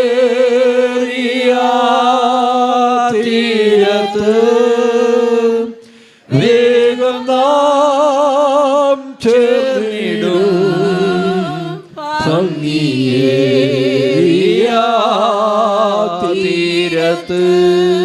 നാം അവിടെ ചെല്ലുമ്പോൾ കർത്താവ് വരാൻ താമസിക്കുന്നെങ്കിൽ സ്തേഫാനോസിനെ സ്വീകരിച്ചതുപോലെ നമ്മെ സ്വീകരിക്കാൻ ദൂതന്മാരല്ല, നമ്മുടെ ആത്മമണവാളൻ തന്നെ നമ്മെ സ്വീകരിക്കാൻ കാണും. ആ യാത്രയ്ക്ക് വേണം ഈ കാലത്ത് ഒരുങ്ങുവാൻ. അതിനെന്ത് ചെയ്യണം? ഇവിടെ എസ്രാ പറയുന്നു, ആ അഹവാ തീരം. അഹവാ തീരം എന്ന് പറഞ്ഞാൽ എന്താ? വാലി ഓഫ് ഫെലോഷിപ്പ് എന്നാണ്. അഹവായുടെ ഒരു മീനിങ് ഫെലോഷിപ്പ് എന്നാണ്. വാലി ഓഫ് ഫെലോഷിപ്പ്, കൂട്ടായ്മയുടെ തീരം. വായിച്ചേ. ശുഭയാത്ര അവനോട് യാചിക്കേണ്ടതിന് ഞാൻ അവിടെ അഹവാ ആറ്റിന്റെ അരികെ വെച്ച് ഒരു ഉപവാസം പ്രസിദ്ധപ്പെടുത്തി. അപ്പം അടുത്ത് ഉപവാസം പ്രസിദ്ധപ്പെടുത്തി. ഞങ്ങളുടെ ദൈവത്തിന്റെ കൈ അവനെ അന്വേഷിക്കുന്ന ഏവർക്കും അനുകൂലമായും അവനെ ഉപേക്ഷിക്കുന്ന ഏവർക്കും പ്രതികൂലമായി ഇരിക്കുന്നു. ഞങ്ങളുടെ ദൈവത്തിന്റെ കൈ തന്നെ അന്വേഷിക്കുന്നവർക്ക് എന്നും അനുകൂലമായിട്ട്, ദുഷ്ടന്മാരുടെ മേൽ പോലും നീതി വർഷിപ്പിക്കുന്നവനായ ദൈവം. പഴയ നിയമത്തിൽ അങ്ങനെ ചില വേർകൃത്യങ്ങൾ എഴുതിയെങ്കിൽ പുതിയ നിയമത്തിലേക്ക് വരുമ്പോൾ ദുഷ്ടന്മാരുടെ മേലും നീതിമാന്മാരുടെ മേലും നീതി വർഷിപ്പിക്കുന്നു. ആകയാൽ പ്രിയരെ, സമയം തക്കത്തിൽ ഉപയോഗിച്ചുകൊള്ളുക. പ്രത്യേകിച്ച് നമുക്കിങ്ങനെ ഒരു ചാൻസ് വന്നിരിക്കുകയാണ്. നമ്മുടെ ഹോളിൻ്റെ പണി ഏകദേശം തീർന്നു വരുന്നു. താഴത്തെ നില ഫ്രീ ആയിട്ട് കിടക്കുന്നു, മുകളിൽ പണിതുകൊണ്ടിരിക്കുകയാണ്. അതും താമസിക്കാതെ ദൈവം തീർത്തു വരും. അപ്പോൾ നമ്മളവിടെ ഒരു മീറ്റിംഗ് വെച്ചിട്ടുണ്ട്. നമുക്കറിയാം, ഡിസംബർ 7, 8 തീയതികളിൽ അതിൽ വെച്ചൊരു സുവിശേഷ യോഗം നടക്കുന്നു. അതിന് തലയാഴ്ചയിൽ നമ്മൾ കഴിഞ്ഞ വർഷമൊക്കെ ചെയ്ത പോലെ സുവിശേഷ പ്രവർത്തനങ്ങൾ നടത്താൻ ആഗ്രഹിക്കുകയാണ്. കഴിഞ്ഞ പ്രാവശ്യം, അതിൻ്റെ അങ്ങേ പ്രാവശ്യം നമുക്കറിയാം, ഈ പ്രദേശങ്ങളിലെ ഓരോ വീടും നമ്മൾ കയറുകയും ബുക്കുകളും ട്രാക്റ്റുകളും എല്ലാം കൊടുത്തു പരസ്യയോഗങ്ങൾ നടത്തി. ഇതുപോലെ ഈ പ്രാവശ്യം ചെയ്യണമെന്ന് ആഗ്രഹിക്കുന്നു. അതിന് ആയിരക്കണക്കിന് 25,000 ട്രാക്റ്റുകളോട് നമ്മളിപ്പോൾ അടിച്ചു വെച്ചിട്ടുണ്ട്, നോട്ടീസുകൾ. ഇതെല്ലാം വീടുകളിലെത്തിക്കണം, പരസ്യമാണ്. പക്ഷേ നമ്മൾ ഈ അവസ്ഥയിൽ പോയാൽ ശരിയാകത്തില്ല. അതിനുമുമ്പ് നമുക്കൊരു പ്രിപ്പറേഷൻ ആവശ്യമാണ്. ഇതൊരു യുദ്ധമാണ്. ഒരു സുവിശേഷ പ്രവർത്തനം എന്ന് പറഞ്ഞൊരു യുദ്ധമാണ്. സാത്താൻ ചുമ്മാരിക്കില്ല. സാത്താൻ തൻ്റെ സൈന്യത്തെയും അണിനിരത്തും, എന്തെങ്കിലും കുഴപ്പടികൾ ഉണ്ടാക്കാൻ ശ്രമിക്കും. അതുകൊണ്ടാണ് നമ്മൾ സർവായുധവർഗം ധരിക്കുന്നവരായി തീരണം. അത് നമ്മൾ ആരംഭിക്കാൻ പോവുകയാണ്. അതിനെന്ത് ചെയ്യണം? ഈ അടുത്ത ആഴ്ചയിൽ ബുധൻ, വ്യാഴം, വെള്ളി, ശനി 4 ദിവസം, ബുധൻ, വ്യാഴം, വെള്ളി, ശനി രാവിലെ 9:30 മണിക്ക് നമ്മൾ പ്രാർത്ഥന ആരംഭിക്കും. ഉപവസിക്കുന്നവർ അവരവരുടെ താല്പര്യങ്ങളും അല്ലെങ്കിൽ പ്രാപ്തിക്കത്തോണ്ട് ഉപവസിക്കുക. ഈ സമയം നഷ്ടമാക്കരുത്. ഇതൊരു ഗോൾഡൻ ചാൻസാണ്. ഇതാരും, കുഞ്ഞുകുട്ടികൾ സഹിതം, സ്കൂളിൽ ഇപ്പോൾ ഒരു ദിവസം സ്കൂൾ വേണ്ടെന്ന് വയ്ക്കുക. എല്ലാ ദിവസവും സ്കൂളുണ്ടല്ലോ. ഒരു ദിവസം വരാനൊത്തില്ലെങ്കിൽ, അവധി കിട്ടിയില്ലെങ്കിൽ അവധി ഇട്ട് പ്രാർത്ഥനയ്ക്ക് വരിക. ജോലിക്ക് പോകുന്നവർ ഒരു ദിവസമെങ്കിലും ഒന്ന് ഉപവസിച്ച് ജോലി കളഞ്ഞ് പ്രാർത്ഥിക്കുക. ഇപ്പോൾ നമ്മൾ കാണുന്നില്ല, കഴിഞ്ഞ ദിവസം ഒരു അപ്പനെ കൊണ്ട് ആശുപത്രിയിൽ പോയി. രാവിലെ മുതൽ വൈകുന്നേരം വരെ, അന്നും പിറ്റേ ദിവസത്തോടെ വരാന്തേ കിടക്കുക മെഡിക്കൽ കോളേജിൽ. കാരണം അത്ര കണ്ടങ്ങ് തിരക്കാണ്. ഇനി ഡോക്ടർമാർ ചികിത്സിച്ചു വന്നാൽ അവർക്ക് ഭ്രാന്ത് പിടിക്കത്തില്ലേ? നമുക്ക് നമ്മുടെ പ്രിയപ്പെട്ടവരാണെങ്കിൽ അവർ രാവിലെ മുതൽ ഇതല്ലേ കണ്ടുകൊണ്ടിരിക്കുന്നത്. ചില പിഴകൾ വരുന്നു, അവരെ കുറ്റം പറഞ്ഞിട്ട് കാര്യമുണ്ട്. പ്രൈവറ്റിൽ പോയാൽ കുടുംബം തീരെഴുതി വയ്ക്കണം, എങ്കിൽ മാത്രമേ ചികിത്സിക്കാനൊക്കെ ഉള്ളൂ. മനുഷ്യർ അസ്വസ്ഥരായി തീരുകയാണ്. നമ്മളൊക്കെ എത്രയോ ഭാഗ്യവാന്മാരല്ലേ? ജീവനെങ്കിൽ ജീവൻ, മരണമെങ്കിൽ ദൈവം സൗഖ്യമാക്കുന്നെങ്കിൽ ആക്കട്ടെ എന്ന് വിശ്വസിക്കുന്ന ഒരു വലിയ തലമുറ മുമ്പുണ്ടായിരുന്നു. ഇപ്പോഴും കുറച്ച് പേരുണ്ട്. എത്രയോ ഭാഗ്യവാന്മാർ.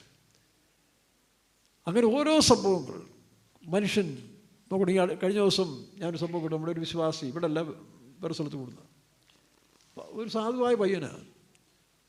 അവൻ ഈ ലോക മനുഷ്യരെ പോലെ തന്നെ ഗെയിംസിൽ കയറി കളിക്കാൻ തുടങ്ങി. കളിച്ച് ലക്ഷങ്ങൾ കാശില്ലാഞ്ഞിട്ട് പലിശ കടം വാങ്ങിച്ച് ആ പിതാവിനോട് പറഞ്ഞ് 5 ലക്ഷം രൂപയ്ക്ക് മുകളിലായി. താൻ ജോലി ചെയ്ത സ്ഥാപനത്തിൻ്റെ പൈസ തൻ്റെ പക്കം അക്കൗണ്ട് തൻ്റെ അക്കൗണ്ടിലേക്ക് മാറ്റി അവസാനം ജോലിയിൽ നിന്ന് പിരിച്ചു വിട്ടു. നോക്കണം, എന്ത് ചെയ്യാൻ നോക്കും? ആ പിതാവ് കരഞ്ഞുകൊണ്ട് കിടക്കുക. അപ്പം ഇങ്ങനെയൊരു ദുഷ്ടലോകത്തിൽ പോകുന്നതിൻ്റെ കാരണം നമുക്ക് ദൈവമായിട്ട് ബന്ധമില്ലാത്ത അഹവാ ആറ്റിലെ ഈ പ്രാർത്ഥന നിങ്ങൾ കളയരുത്. ഇങ്ങനെ നിങ്ങൾ സമ്പാദിച്ചു കൂട്ടി അവസാനം ഒറ്റയടിക്ക് പോയാൽ എന്നെ ലാഭം? അതുകൊണ്ടാണ് പ്രാർത്ഥനാ കൂട്ടങ്ങൾ ഇങ്ങനെ കൂട്ടായ്മ ഉപേക്ഷിക്കാതെ നിങ്ങൾക്ക് വേണ്ടി ഒരു നല്ല ചാൻസ് തന്നിട്ടുണ്ട്. അപ്പോൾ ഈ ബുധൻ, വ്യാഴം, വെള്ളി, ശനി 4 ദിവസത്തെ ഉപവാസ പ്രാർത്ഥന വൈകിട്ടും രാവിലെയും മീറ്റിംഗ് ഉണ്ട്. നേരത്തെ വരുന്നവർ ഇരുന്ന് തങ്ങളെ തന്നെ ശുദ്ധീകരിച്ച് കരഞ്ഞ് പ്രാർത്ഥിക്കുക.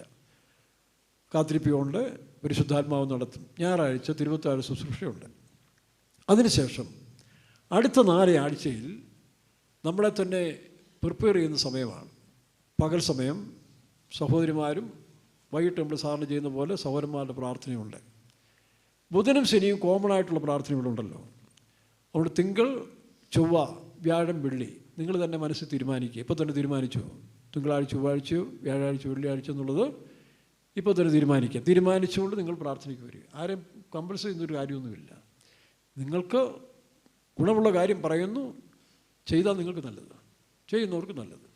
സ്കൂളുള്ള പിള്ളേർ ബുധനാഴ്ച ഉച്ച കഴിഞ്ഞ് ഇവിടെ നിന്ന് പ്രാർത്ഥിക്കുക. രാവിലെ പ്രാർത്ഥനയ്ക്ക് വരാം. പ്രാർത്ഥനയ്ക്ക് വരുന്ന കുട്ടികൾക്ക് വിശപ്പുണ്ടെങ്കിൽ അല്പം കഞ്ഞിയും പയറും തരാം കേട്ടോ. അതുകൊണ്ട് വരാതിരിക്കരുത്. ഉച്ച കഴിഞ്ഞ് പ്രാർത്ഥിച്ചിട്ട് പോവുക. കുട്ടികളും പിന്നെ ജോലി സംബന്ധമായിട്ടോ ഒക്കെ ഉള്ളവർക്ക് ബുധനും ശനിയും രാവിലത്തെ പ്രാർത്ഥന കഴിഞ്ഞ് നിങ്ങൾക്ക് 2 മണിക്കൂറോ 3 മണിക്കൂറോ ഇരുന്ന് പ്രാർത്ഥിച്ച് വൈകുന്നേരം പോകാം. ഉപവസിക്കേണ്ടവർക്ക് ഉപവസിക്കാം. അല്ലെങ്കിൽ നേരത്തെ പറഞ്ഞാൽ കഞ്ഞിയും പയറും.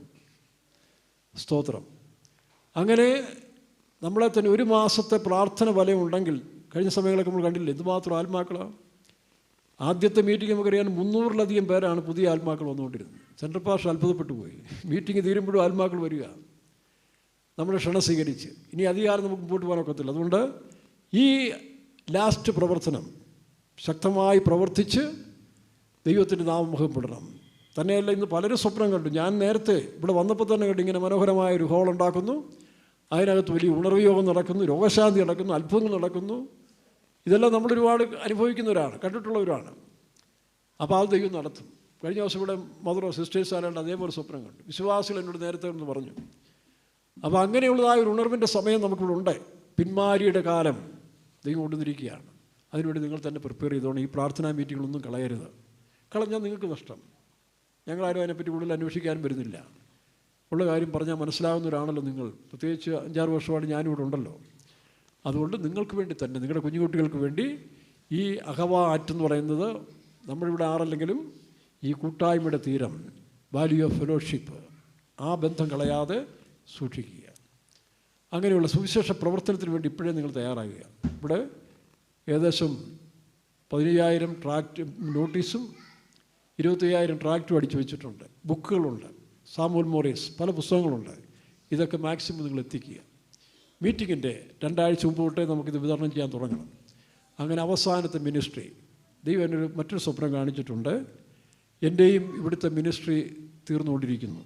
ഒരുപക്ഷെ ആ മീറ്റിംഗ് കഴിയുന്നതോടുകൂടി എൻ്റെ ഇവിടുത്തെ പ്രവർത്തനം ദൈവം ചിലപ്പോൾ തീർക്കും. മറ്റൊന്ന്, കോട്ടയത്ത് 2 ലോക്കൽ ഫെയ്ത്തുകൾ എന്നെ കാണിച്ചു. അതായത് ഇന്നുവരെയും തകർന്നു കിടക്കുന്ന അല്ലെങ്കിൽ വളർച്ചയില്ലാത്ത 2 ലോക്കൽ ഫെയ്ത്തുകൾ കാണിച്ചിട്ട് ആ വേലയെ നീ സഹായിക്കണം. സഹായിക്കുന്നു പറഞ്ഞാൽ പൈസ മാത്രമല്ലല്ലോ, പ്രാർത്ഥനയിലും പ്രവർത്തനത്തിലും. അപ്പോൾ കോട്ടയത്ത് എനിക്കൊരു വേലകളുണ്ടെന്ന് എനിക്ക് മനസ്സിലായി.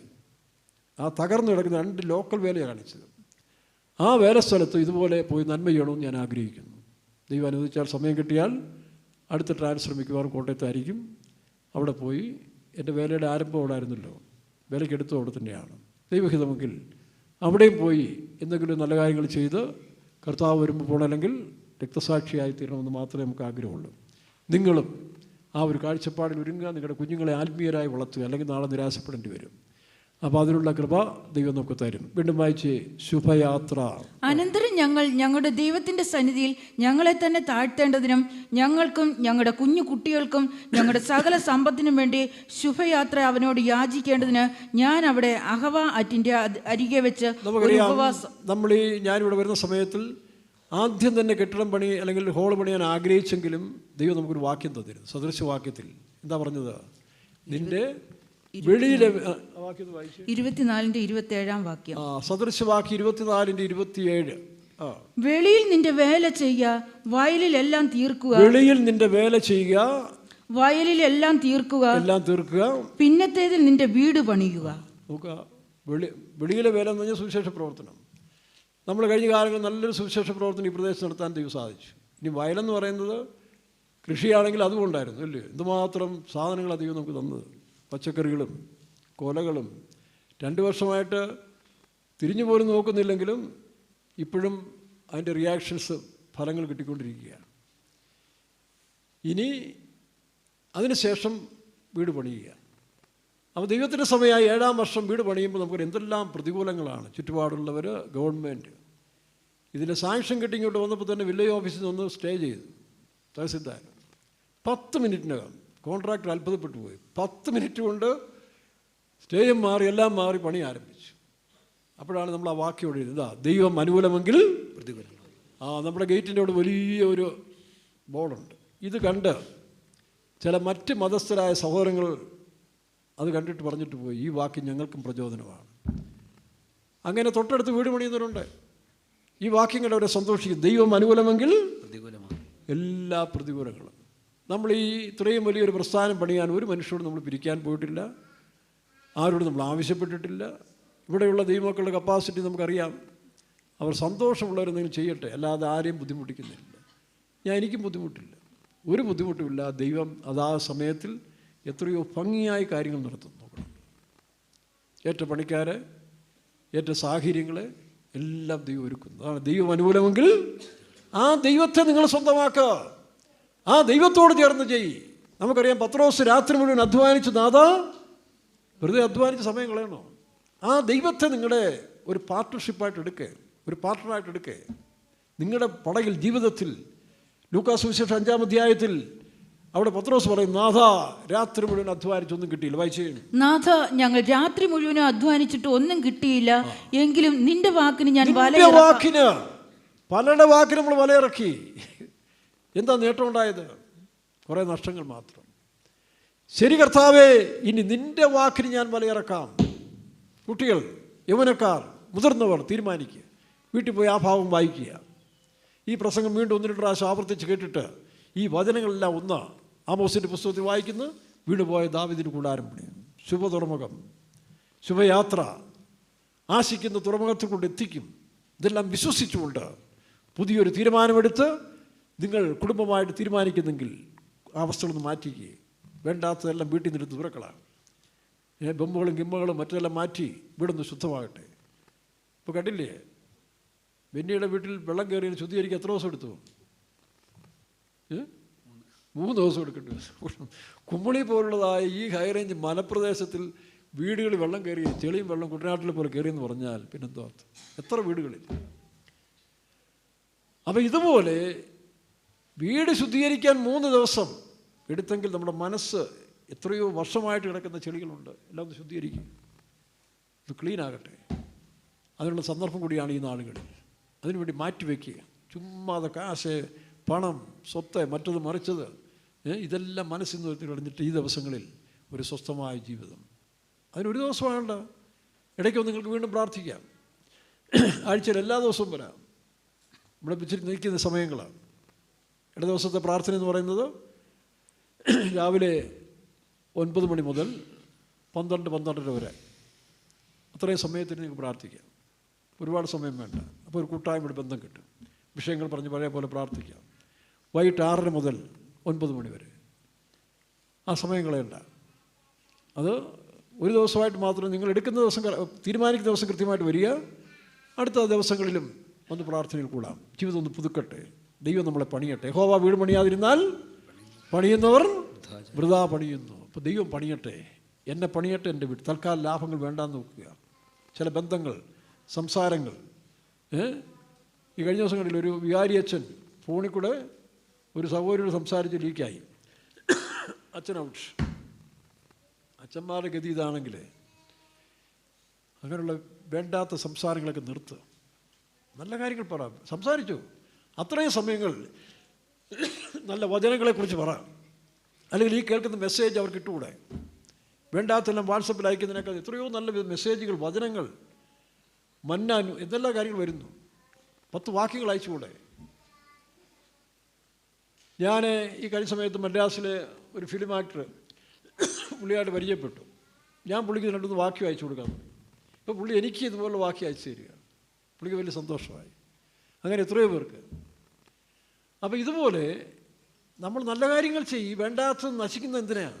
രാഷ്ട്രീയക്കാരുടെ കാര്യങ്ങളെല്ലാം നമ്മൾ ഒരുപാട് കേട്ടിട്ട് അത്യാവശ്യം അറിഞ്ഞിരിക്കണം. ഇതെല്ലാം കേട്ട് സമയം കളയാതെ അവർക്ക് അയച്ചു കൊടുത്ത് ഇവർക്ക് അയച്ചു കൊടുത്തുകൊണ്ട് ആവശ്യം എന്തിനാണ്? ആ സമയം കൊണ്ട് നല്ല വചനങ്ങൾ അയച്ചു കൊടുക്കുക, നല്ല നല്ല മെസ്സേജുകൾ ആരുടെ ആയിക്കോട്ടെ, നിങ്ങൾക്ക് പ്രയോജനമാകുന്ന ആത്മവർദ്ധന ഉണ്ടാകുന്ന മെസ്സേജുകൾ അയച്ചു കൊടുക്കുക. ഈ മെസ്സേജുകളൊക്കെ തന്നെ നിങ്ങളൊരു 5-6 പേർക്ക് അയച്ചു കൊടുക്കുക. ഏതായാലും ഈ 10-30 രൂപയൊക്കെ മുടക്കി ഫോൺ വാങ്ങിച്ചിരിക്കും, എന്തെങ്കിലും പ്രയോജനമായിട്ട്.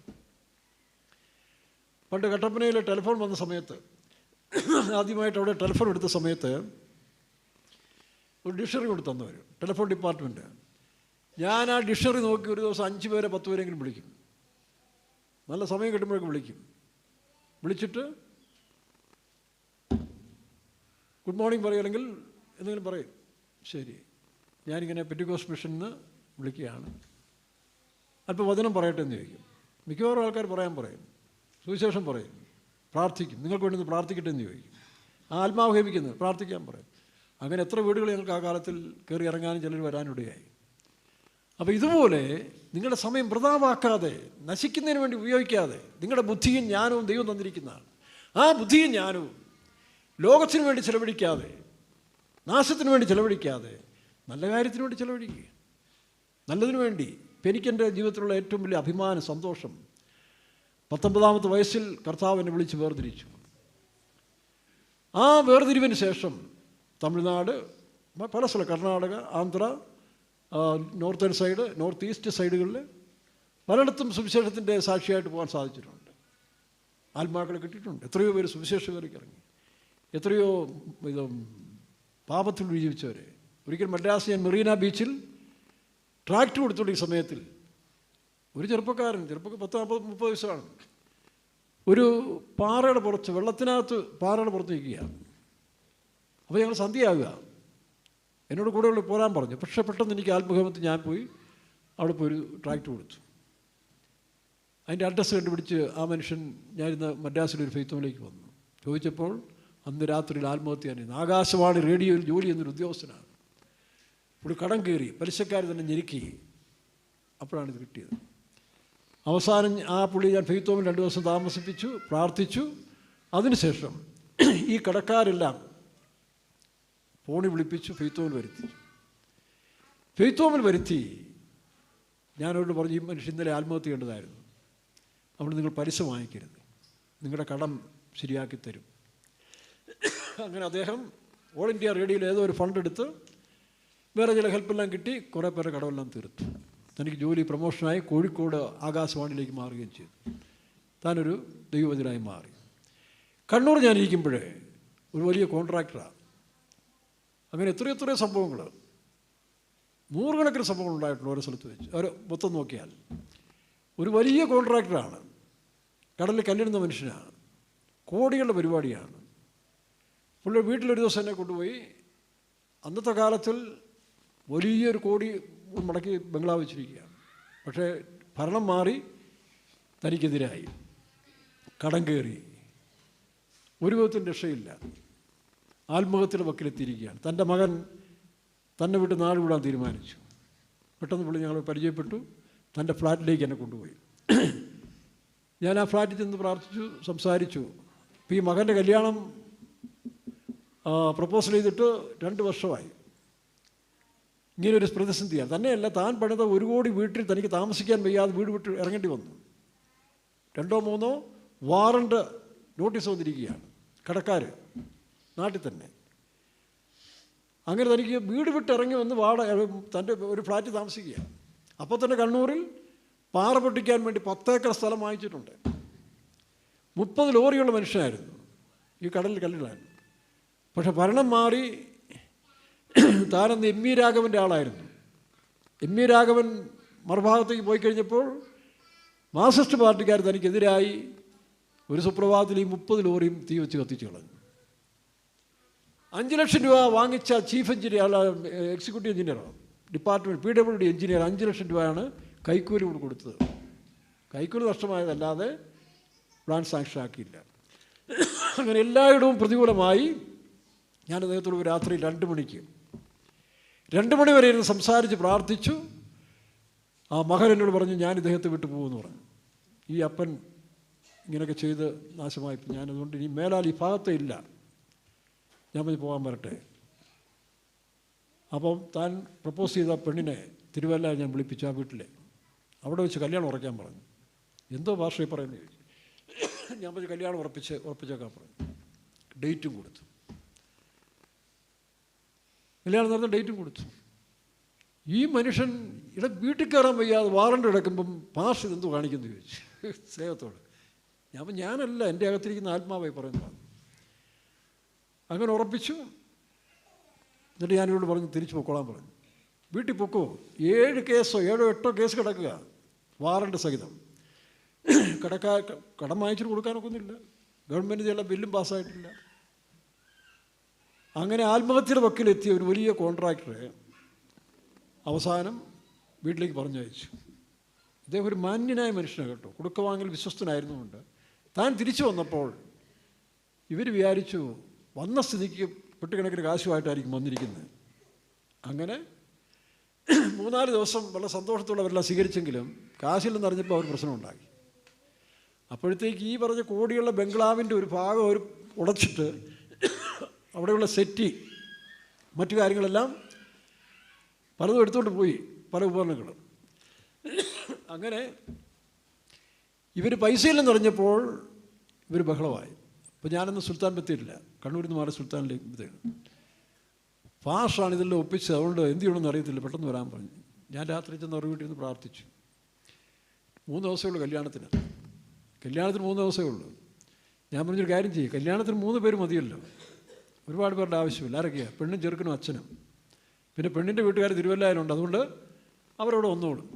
അവിടെ നിങ്ങളെ ഭാര്യയും ഭർത്താവും അപ്പനും അമ്മയും നേരെ തിരുവല്ലായി പോയി ലോഡ്ജിൽ താമസിക്കാൻ പറഞ്ഞു. മുറി പൂട്ടിയിട്ട് പോകാൻ പറഞ്ഞു. ചെറുക്കനും അവിടെ അങ്ങനെ താമസിക്കാൻ പറഞ്ഞു. സ്വന്തക്കാരാരെങ്കിലും വരാനുള്ളൊരു കല്യാണത്തിന് അങ്ങോട്ട് വരാൻ പറഞ്ഞു. അങ്ങനെ കല്യാണം നടന്നു. വീടും പൂട്ടി അവർ സ്ഥലം പൂട്ടി കഴിഞ്ഞു. 9 വർഷത്തിന് ശേഷമാണ്, 9 വർഷം ആ വീട് ഇതുൾപ്പെടെ പൂട്ടിക്കിടന്നു. അപ്പോൾ അദ്ദേഹം വിശ്വാസി വന്നു, സ്നാനപ്പെട്ടു, വിശ്വാസിയായി. തനിക്ക് പിന്നെ വാടക വീട്ടിൽ, ഞാൻ തിരുവനന്തപുരത്ത് പോയി നോക്കുമ്പോൾ ഒരു ചെറിയ വാടക വീട്ടിലാണ് താമസിക്കുന്നത്. കൂട്ടായ്മയുടെ ബന്ധത്തിൽ തനിക്ക് അതൊന്നും ഭാരമില്ലാതായി. അപ്പോഴും ദിവസം കോണ്ടാക്ട് ചെയ്ത്. കണ്ണൂരിൽ തന്നെ കുറേ സ്ഥലം കിടപ്പുണ്ട്, MG റോഡ് സ്ഥലം കിടപ്പുണ്ട്, കോടിക്കണക്കിന് കടവുണ്ട്. പക്ഷേ സ്ഥലത്തിന് വിലയും കയറി. നോക്കണം, സ്ഥലത്തിന് വില കയറി.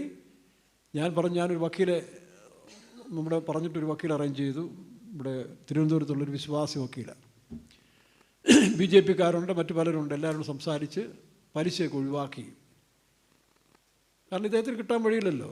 അങ്ങനെ പറഞ്ഞു ഈ സ്ഥലമെല്ലാം വിറ്റു, നല്ല വിലയ്ക്ക് വിറ്റ് കടങ്ങളെല്ലാം തീർത്തു. അവിടെ കണ്ണൂരിലെ ബീച്ചിൻ്റെ അവിടെ തന്നെ ഒരു സ്ഥലമുണ്ടായിരുന്നു. അത് ഞാൻ തന്നെ പോയി ഒരു മുസ്ലിം സഹോദരനെ ഏൽപ്പിച്ച് വിറ്റു. തൻ്റെ പ്രശ്നങ്ങളെല്ലാം തീർന്നു. അദ്ദേഹം നല്ല വിശ്വാസിയായി മരിച്ചു. നോക്കണം, അപ്പോൾ ഏത് പ്രതിസന്ധികളെയും തരണം ചെയ്യാൻ ദൈവത്തിന് സാധിക്കും. അല്ലെങ്കിൽ ആ മനുഷ്യൻ നശിച്ചനെ, മരിച്ചു പോയനെ, തൻ്റെ മകൻ നാട് വിട്ടേനെ. ഇപ്പോൾ ഇതുപോലെയുള്ള ഏത് പ്രതിസന്ധികളും ദൈവം മുമ്പാകെ മുട്ടുകുത്തുക. ദൈവത്തിന് അസാധ്യമായതൊന്നും ഇല്ല. ആ വിശ്വാസത്തോടെ നോക്കണം. 107-ാം സങ്കീർത്തനം നമ്മൾ വായിക്കുമ്പോഴേ അവർ തിരമാലകൾ പൊങ്ങി, അല്ലേ, ആകാശത്തോളം ഉയർന്നു, താഴോട്ടടിച്ചു. ഇത്ര 22 വാക്യമുണ്ടല്ലോ. തിരമാലകൾ പൊങ്ങി. 27-ആണോ 26-ആണോ? അവർ 28-ാം വാക്യം വായിച്ചു. 25 വൈര. അവൻ കൽപ്പിച്ചു കൊടുങ്കാറ്റടിപ്പിച്ചു, അത് അതിലെ തിരകളെ പൊങ്ങുമാറാക്കി, തിരമാലകൾ പൊങ്ങുമാറാക്കി. അവർ ആകാശത്തിലേക്ക് ഉയർന്നു, വീണ്ടും ആഴത്തിലേക്ക് താണു. നോക്കണം, ചിലപ്പോൾ അങ്ങ് പൊങ്ങിപ്പോവും, ചിലപ്പോൾ താഴേക്ക് വരും. വായിക്കാം. അവരുടെ പ്രാണൻ കഷ്ടത്താൽ ഉരുകിപ്പോയി, അവർ മർത്തനെ പോലെ തുള്ളി ചാഞ്ചാടി നടന്നു, അവരുടെ ബുദ്ധി പോയിരുന്നു, അവർ തങ്ങളുടെ കഷ്ടത്തിൽ യഹോവയോട് നിലവിളിച്ചു. നോക്കണം, ഞാനീ പറഞ്ഞ ഈ കോൺട്രാക്ടർ വീട്ടിലേക്ക് ഇവിടെ ഇരിക്കുന്ന 2 സഹോദരന്മാരെൻ്റെ കൂടെ വന്നിട്ടുണ്ട്, അല്ലേ? കൃഷ്ണഭവൻ അറിയത്തില്ലേ? പലർക്കും അറിയാം. അദ്ദേഹം തിരിച്ച് ആ വീട് വന്ന് മെയിൻ്റനൻസ് ചെയ്യാൻ നോക്കണം. ഈ വീട് താറുമാറാക്കി വിട്ടതിന് ശേഷം മെയിൻ്റനൻസ് ചെയ്യാൻ 30 ലക്ഷം രൂപ വേണ്ടി വന്നതാണ് ആ വീട്. കഴിഞ്ഞ പ്രാവശ്യം ഞാനവിടെ പോയപ്പോൾ ഒരു ഓഡി കാറ്, ഒരു ബെൻസ് കാറ് അവിടെ കിടപ്പുണ്ട്. എന്നു പറഞ്ഞ് പാസ്റ്റ് കയറി ഒന്ന് പ്രാർത്ഥിച്ചിട്ട് 1 കിലോമീറ്ററെങ്കിലും അതേ പോകണമെന്ന് പറഞ്ഞു. ഏതാ ഈ ഓടി? ഞാൻ പറഞ്ഞ് ഏതെല്ലാം മാരുതി വാൻ്റെ അത്രയും സുഖം കിട്ടത്തില്ലെന്ന് പറഞ്ഞു. ഞാൻ മാരുതി വാനാണ് കൂടുതൽ ഉപയോഗിച്ചെന്ന് പറഞ്ഞു. എന്നാലും 1 കിലോമീറ്ററെങ്കിലും ഓടിക്കാൻ പറഞ്ഞു. പുള്ളി ഡ്രൈവറെ പിടിച്ചു. പിന്നെ ഞാൻ അവളോട് എൻ്റെ കൂടെ ഒന്ന് ആരാണ് ക്രിസ്റ്റഫറാണോ മറ്റേ ഹരിഹരനാണോ എന്ന് അറിയത്തില്ല. അപ്പോൾ നോക്കണം, നിമിഷങ്ങൾ കൊണ്ട് അവസ്ഥകൾക്കെല്ലാം മാറ്റം വരുന്നു. കോടീശ്വരനായതുകൊണ്ടല്ല, അദ്ദേഹം അങ്ങനെ ജീവിച്ച മനുഷ്യനാണ്. അദ്ദേഹം നല്ല പ്രത്യാശയോടെ പെന്തിക്കോസ്തുകാരനായി അക്കരയ്ക്ക് പോകാനിടയായി. ദൈവത്തിന് സ്തോത്രം. പ്രിയ ദൈവവേദിയിൽ അതാണ് പ്രത്യാശ. ഏതാ, ഞാനൊരു ദൈവവേദിലായി ജീവിച്ച് കർത്താവിൻ്റെ സന്നിധിയിൽ പോയി. മരിക്കുന്നതിന് മുമ്പേ ഞാൻ അദ്ദേഹത്തിൻ്റെ അടുത്ത് പോയി സംസാരിച്ചു. ഞാൻ പറഞ്ഞു, ഇനി അധിക സമയങ്ങളില്ല. അപ്പം ഭാര്യയെല്ലാം ഞെട്ടിപ്പോയി. ഇനി അല്പസമയങ്ങൾ അച്ചായനുള്ളൂ, ഒരുക്കിക്കൊള്ളാൻ പറഞ്ഞു. എല്ലാം മനസ്സിൽ നിന്ന് കളയാൻ പറഞ്ഞു. ഈ സ്വത്തും ഇതെല്ലാം കളഞ്ഞ് മകൻ എല്ലാം നോക്കിക്കോളും. പ്രാർത്ഥിച്ചു പോന്നു. ചില സമയങ്ങൾ കഴിഞ്ഞ്, ചില ദിവസങ്ങൾ കഴിഞ്ഞ് ഞാൻ മരിക്കുകയും ചെയ്തു. അപ്പം നമ്മൾ ഒരു നല്ല യാത്ര, ശുഭയാത്രയ്ക്ക് വേണ്ടി ഒരുങ്ങണം. എവിടെ ചെന്നെത്തണം? ശുഭ തുറമുഖത്ത്. ഏതെങ്കിലും തുറയിലല്ല കേട്ടോ, തൃക്കുന്നപ്പുഴയിലോ മറ്റ് ആവശ്യമില്ലാത്ത തുറവിലൊന്നുമില്ല. പിന്നീടാ ശുഭ തുറമുഖത്ത് തന്നെ എത്തണം. അവിടെ നമ്മളെ സ്വീകരിക്കാൻ കർത്താവ് കാണും. അതിനുള്ള സമയങ്ങൾ വളരെ അടുത്തിരിക്കുകയാണ്. എന്താ വായിക്കുന്നത്? ഈ നീരുറവയുടെ അടുത്താണ് അല്ലേ? നെഹമ്യ 8-ാം അധ്യായത്തിന് 1-ാം വാക്യം വായിച്ചു. അങ്ങനെ ഇസ്രായേൽ മക്കൾ തങ്ങളുടെ പട്ടണങ്ങളിൽ പാർത്തിരിക്കുമ്പോൾ 7-ാം മാസത്തിൽ സകല എസ്രാ ചെയ്ത പോലെ തന്നെ നെഹമ്യ യെരൂശലേമിൽ വന്നതിന് ശേഷം അവിടെ എവിടെ പട്ടണത്തിൽ പാർത്തുകൊണ്ടിരിക്കുമ്പോൾ വായിക്കാം. അങ്ങനെ ഇസ്രായേൽ മക്കൾ തങ്ങളുടെ പട്ടണങ്ങളിൽ പാർത്തിരിക്കുമ്പോൾ 7-ാം മാസത്തിൽ സകല ജനവും നീർവാതിലിന്റെ മുൻപിലുള്ള വിശാല സ്ഥലത്ത് ഒരുമനപ്പെട്ട് വന്നുകൂടി. വിശാല സ്ഥലത്ത് ഒരുമനപ്പെട്ട്. ഇംഗ്ലീഷ് ഉണ്ടോ? ഇംഗ്ലീഷ് വായിക്കുമ്പോൾ ആസ് എ വൺ മാൻ. തമിഴിൽ അങ്ങനെ ആ ഒരുമനപ്പെട്ട് വന്നെന്നല്ല, ഒരു മനുഷ്യനെ പോലെ വന്നെന്നാണ് എഴുതിയത് ഇംഗ്ലീഷിലെ. നെഹമ്യ 8-ന്റെ 1 വായിച്ചു. ആരോ വായിക്കു വായി. അങ്ങനെ Tamil. And all the people gathered themselves together as one man. As one man. Into the street. Read again. വീണ്ടും വായിച്ചു. And all the people gathered themselves together as one man into the street. One man into the street. ഒരു മനുഷ്യനെ പോലെ. എങ്ങനെ അതുകൊണ്ടല്ലോ ഒരു മണവാട്ടി എന്ന് പറയുന്നത്. ക്രിസ്തീയ ജീവിതത്തിൽ കർത്താവ് ഒരു മനുഷ്യനെ പോലെ അല്ലെങ്കിൽ ഒരു മണവാട്ടിയെ പോലെ ആക്കാൻ കഴിയും. ആർക്ക്? One accord. ആരാ? പരിശുദ്ധാത്മ.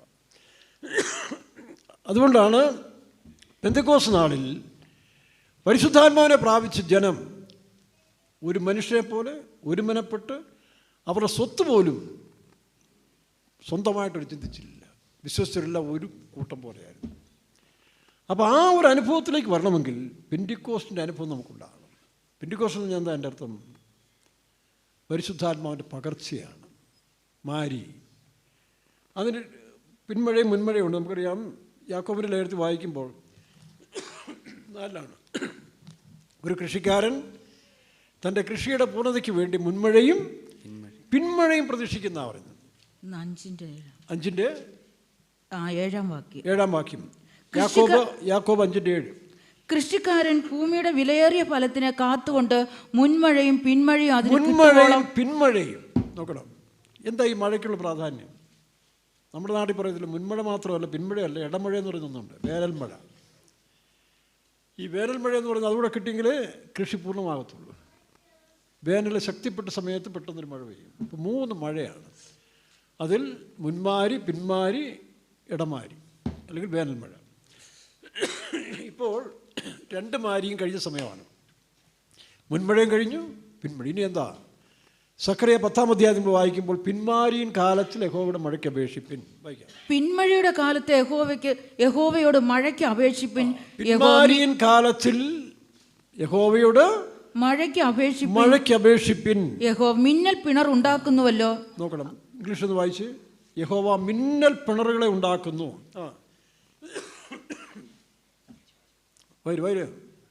വായിച്ചില്ലോ? തൻ്റെ ഇല്ലേ? പിന്നീട് ഇല്ലേ? സക്കറിയ 10-1. സക്കറിയ പ്രവചനം 10-1. The time of the latter rain. Tamil വായിച്ച്. പിന്മാരിയൻ. തമിഴ്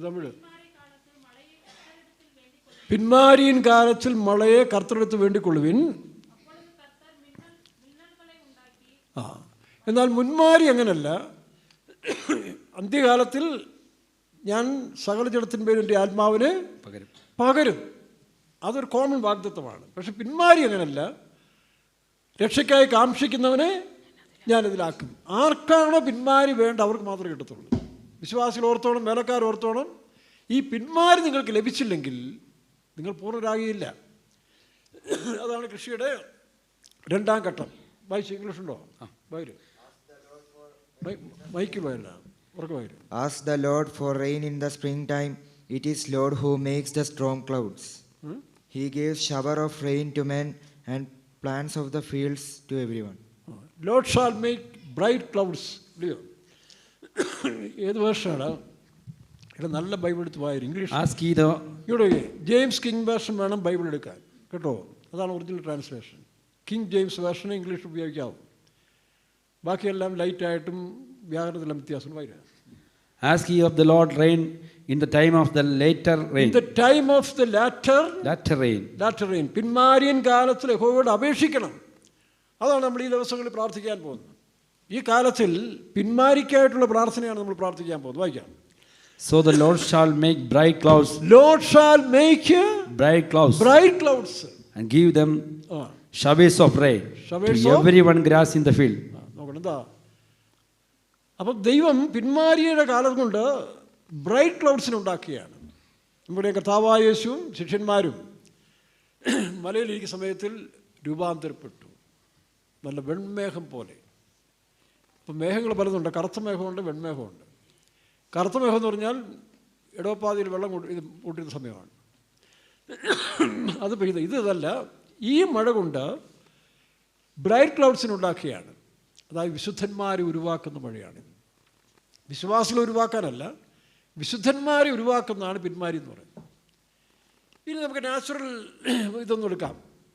ഈ കൃഷി സംബന്ധമായ കാര്യങ്ങൾ നോക്കിയാൽ നിങ്ങൾ കണ്ടിട്ടുണ്ടല്ലോ, ഈ എത്ര നമ്മൾ വളമിട്ടാലും വെള്ളം കോരി ഒഴിച്ചാലും ഈ സസ്യങ്ങൾക്ക് തക്ക സമയത്തിൽ പിന്മാരി കിട്ടിയില്ലെങ്കിൽ ഒരുമാതിരി ശോഷിച്ച് പരുവക്കേടായിട്ട് നിൽക്കും. തരുന്ന ഫലം ഇങ്ങനെ ഞരണ്ടൊക്കെ ഇരിക്കും. ഈ സമയത്ത് തുലാമഴ പോലെ ഇടിവെട്ടി, ഇടിയും മിന്നലോട് കൂടി 2-3 മഴ പെയ്ത് നോക്കട്ടെ. 2-3 മഴ കഴിയുമ്പോൾ ഇങ്ങനെ ഞരമ്പുമാരിയൊക്കെ ഇരുന്നത് ചാടി എഴുന്നേറ്റിട്ട് അത് തളർത്ത് നിൽക്കുന്നതായിട്ട് കാണാൻ കഴിയും. തന്നെയല്ല, സസ്യങ്ങളുടെ ഫലങ്ങളെല്ലാം നല്ല തുടുത്ത് നല്ല രീതിയിൽ നിൽക്കുന്നതാണ്. എന്താ കാരണം എന്നറിയാമോ? ഈ ഇടിമിന്നൽ ചുമ്മാ ഉണ്ടാകുന്നതല്ല. ആദ്യത്തിന്മേൽ ഇടിക്കുമ്പോൾ 2300 23,000 ഡിഗ്രി സെൻറ്റിഗ്രേഡിലാണത് ശക്തിയോടെ പ്രവഹിക്കുന്നത്. അതിനാൽ നൈട്രജൻ പറയാം ഏറ്റവും വലിയ വളമാണ്. ഈ നൈട്രജനെയാണ് ഭൂമിയിലേക്ക് കൊടുക്കുന്നത് മെയിനായിട്ട്. അതിനോട് ചേർന്ന് വേറെ ചില മൂലകങ്ങളുണ്ട്. ഇത് കിലോ കണക്കിനല്ല, കിൻഡൽ കണക്കിനാണ് ദൈവം കൊടുക്കുന്നത്. നമ്മളിട്ടാൽ എന്ത് ചെയ്യും? 1 കിലോ ഇടും, 2 കിലോ ഇടും, അല്ലെങ്കിൽ 1/2 കിലോ ഇടും. ദൈവം തമ്പുരാൻ സസ്യത്തിന് ഈ മിന്നൽ പിണറുകളെ കൊണ്ട് കിൻഡൽ കണക്കിന് ഈ നൈട്രജൻ. അതുകൊണ്ടാണ് ആ മഴ കഴിയുമ്പോൾ സകല ഇലച്ചെടിയും സകലം ഇങ്ങനെ തള്ളത്തേക്കുന്നതിന് കാരണം. അതിൽ ഏറ്റവും പ്രധാനമായ മൂലം നൈട്രജനാണ്. ഇതുകൊണ്ടുള്ള ഗുണം, ഈ സസ്യം അതിൻ്റെ ഫലങ്ങൾ പൂർണ്ണപ്പെടും. മുന്മാരി സസ്യങ്ങൾ ഉരുവാക്കാൻ ഇത് ഫലങ്ങൾ ഉരുവാക്കുമ്പോൾ ഷേപ്പ് ഉണ്ടാകും, ഒരു പൂർണ്ണത ഉണ്ടാകും. ഇല്ലെങ്കിൽ ഓഞ്ഞും പറഞ്ഞും ഓരോന്നും അങ്ങനെ ഇരിക്കും, ഇങ്ങനെ ഇരിക്കും. തന്നെയല്ല, നെല്ലായാലും ഗോതമ്പായാലും ശരി, ചിലർ അരി നിന്ന് ചോറുണ്ടിട്ടെന്ന് പറയും ചവറ് പോലെ ഇരിക്കുന്നു പറയും, അല്ലേ? ഒരു രുചിയില്ലെന്ന് പറയും. എന്താ കാരണം എന്നറിയാമോ? ഈ പിന്മാരി കിട്ടാത്തതുകൊണ്ടാണ്. നെല്ലിൻ്റെ കുഴപ്പമല്ല, ഈ പിന്മാരിയാണ് രുചി വരുത്തുന്നത്. ഓറഞ്ചിൻ്റെ, ആപ്പിളിൻ്റെ എല്ലാം പുളി കളയുന്നത് ഈ പിന്മാരി. കറക്റ്റ് പിന്മാരി കിട്ടിക്കഴിഞ്ഞാൽ ആപ്പിളിൻ്റെ ശരിയായ ടേസ്റ്റ് ഉണ്ടാകും. അതുപോലെ ഓറഞ്ചിൻ്റെ പുളിയെല്ലാം മാറി ഒറിജിനൽ ഓറഞ്ചിൻ്റെ ടേസ്റ്റ്. നമ്മൾ ഓറഞ്ച് എന്നിട്ട് കളയല്ലേ, പുളിയാന്ന് പറയും. അങ്ങനെ ഓരോന്നിൻ്റെയും ആ പുളിയെല്ലാം മാറി രുചി ഉണ്ടാകണമെങ്കിൽ ഈ പിന്മാരി ആവശ്യമാണ്. ഇതുപോലെയാണ് വിശ്വാസികളെന്ന് പറയുന്ന പുള്ളികളും വേലക്കാരും. പേര് വേലക്കാരും പക്ഷേ രുചിയില്ല. എന്താ കാരണം? കേൾക്കുമ്പോഴേ ചൊറിച്ചിൽ വരും. ആ പുള്ളിയാണോ? പുള്ളി മീറ്റിംഗ് എടുത്താൽ ഇങ്ങോട്ട് വരണ്ട, പുള്ളിയുടെ പ്രസംഗം വേണ്ട, അല്ലെങ്കിൽ ഇന്നാരാണ് അവരുടെ പാട്ട്, അല്ലെങ്കിൽ അവരുടെ ഇടപെടൽ. വിശ്വാസികൾ പേരും പറഞ്ഞുകൊണ്ട് നടക്കുക, ഒരു ഗുണവും മണമില്ലെന്ന് പറയും. വിശ്വാസി അല്ലാഞ്ഞിട്ടല്ല, എന്താ കുഴപ്പം? പിന്മാരി ഇതുവരെയും പിന്മാരി കിട്ടണമെങ്കിൽ മഴയ്ക്ക് അപേക്ഷിക്കുമ്പോൾ മിന്നൽപ്പട ചങ്ക് പൊട്ടിക്കുന്ന ഉപദേശം വരും. നിങ്ങൾക്കറിയാം, കുമളിക്കാർക്ക് അതറിയാം അല്ലേ? നിങ്ങളെ മക്കളെ, കുഞ്ഞുങ്ങളെ, പിള്ളേരെ എന്ന് വിളിച്ച് ഇങ്ങനെ സോപ്പിട്ട് നടക്കുന്ന ഉപദേശം കൊണ്ടൊന്നും പൂർണ്ണപ്പെടുകയില്ല. മനസ്സിലായോ? എനിക്കിപ്പോഴാണ് പിടികിട്ടിയെന്ന് തോന്നില്ലേ? ഇവിടെ ബെന്നിച്ചന് ഇപ്പോഴാണ് പിടികിട്ടുന്നത്. ഇതങ്ങോട്ട് കൊടുക്കണം, വചനം കൊടുത്തോണ്ട് പൊട്ടിക്കണം, തലമണ്ട പൊട്ടിക്കണം. എല്ലാം ഇങ്ങനെ ക്ലാവ് പിടിച്ചിരിക്കുന്നതിനെല്ലാം പൊട്ടിച്ചിട്ട് ഇങ്ങോട്ട് കൊണ്ടുവരണം. അപ്പച്ച, അമ്മച്ചി, കൊച്ചമ്മ, കൊച്ചമ്മ, കൊച്ചപ്പച്ചൻ, കൊച്ചമ്മച്ച, ഈ ക്ലാവിനെല്ലാം തകർത്തിട്ട് പൊട്ടിച്ചിട്ട് എങ്ങോട്ട് കൊണ്ടുവരണം? ഈ നൈട്രജൻ ഫോസ്ഫറസിലായിരുന്നെങ്കിൽ ക്രിസ്തുവിലേക്ക് കൊണ്ടുവരണം. അവിടെയാണ് ഫലം കായ്ക്കുന്നത്. ഇല്ല അപ്പച്ചനെ പോലെ ഇരിക്കും അമ്മച്ചിയെ, അപ്പച്ചൻ്റെ സ്വഭാവമുള്ള നിൽക്കും വരും. ഇപ്പം ഞാൻ എൻ്റെ അപ്പൻ്റെ ഏറ്റവും ഇഷ്ടതാരമായിരുന്നു. ഒരുപാട് ഗുണങ്ങളുണ്ട്. പക്ഷേ തൻ്റെ ചില മോശമായ ഗുണങ്ങളും എനിക്ക്, എൻ്റെ ജ്യേഷ്ഠനാണെങ്കിലും അപ്പനെ അത്ര ഇഷ്ടമല്ല.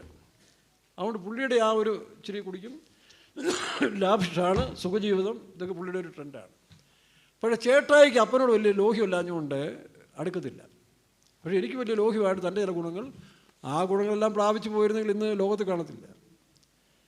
അപ്പോഴത്തേക്ക് ദൈവം എന്നെ രക്ഷിച്ചു, അപ്പനെ രക്ഷിച്ചു. അപ്പോൾ എന്ന് പറഞ്ഞ പോലെ നമ്മൾ ഈ പെന്തിക്കോസ്തിൻ്റെ ക്ലാവിലല്ല, പല പെന്തിക്കോസുകാരും ആ ക്ലാവ് പിടിച്ചു പോയി, അതുകൊണ്ട് ഫലമില്ല. നിങ്ങൾക്കറിയാം, പായാസമാണെങ്കിൽ പോലും ക്ലാവ് പിടിച്ച ചെമ്പിനകത്ത് വെച്ച് എങ്ങനെ ഇരിക്കും? അലക്സേ ഉണ്ടോ ഇവിടെ? അലക്സ് ഉണ്ടോ? എങ്ങനെ ഇരിക്കും? പായസം നല്ലതാണ്, പക്ഷേ ക്ലാവ് പിടിച്ച പാത്രത്തിലാണ് ഉണ്ടാക്കിയത്, അത്രേ ഉള്ളൂ. അപ്പോൾ എന്ന് പറഞ്ഞ പോലെ ഇന്ന് പെന്തിക്കോസുകാർക്ക് നമുക്ക് പലർക്കും രുചിയില്ലാത്തതിൻ്റെ കാരണം കൂട്ടായ്മയുടെ കുഴപ്പമല്ല, പാസ്റ്റർമാരുടെ കുഴപ്പമില്ല, പിന്നെന്താ? ഉപദേശമുണ്ട്, എല്ലാം ഉണ്ട്, പിന്നെന്തില്ല? പിന്മാരി കിട്ടുന്നില്ല. ഇവിടെ ഇങ്ങനെ സോപ്പിട്ട് മെഴുകി മക്കളെ, കുഞ്ഞുങ്ങളെ അപ്പച്ച കുപ്പച്ച എന്ന് പറഞ്ഞ് ഇങ്ങനെ പറഞ്ഞ് ചങ്ക് തകർക്കുന്നില്ല, പൊട്ടിക്കണം. അതാണ് സാബയോനാനെ പോലെ മുമ്പോട്ട് വന്നിട്ട് ഈ മനസ്സൊന്ന് ഉടയ്ക്കണം. ഞാൻ സകല ജാതികളെയും ഇളക്കും. ഈ പെന്തിക്കോസിൻ്റെ മതത്തിൻ്റെ, അത് ക്രിസ്തീയ സഭയിലുണ്ട്, സമുദായങ്ങളിലുണ്ട്, ജാതിയിലുണ്ട്, ഇസ്ലാമിലുണ്ട്, ഹൈന്ദവത്തിലുണ്ട്. ഈ മതത്തിൻ്റെ ക്ലാവെല്ലാം ഉടച്ചു കളഞ്ഞിട്ട് ദൈവത്തിൻ്റെ ശക്തിയേറിയ വചനം, ജീവനും ആ വചനവും ആത്മാവും പ്രവർത്തിക്കുമ്പോഴാണ് നിങ്ങൾക്കുള്ള ഫലം കായ്ക്കുക. ഇല്ലെങ്കിൽ നിങ്ങളിങ്ങനെ ഈ പറഞ്ഞ പോലെ ഞരണ്ടും മുരണ്ടും പരുവക്കേടായ പ്രയോജനമില്ലാത്ത, നിങ്ങൾക്ക് തന്നെ അത്യാവശ്യം ഫലം കായ്ക്കുന്ന വിശ്വാസികളായിത്തീരും. അപ്പോൾ ശരിയായി പിന്മാരി ഏറ്റുകൊള്ളണം.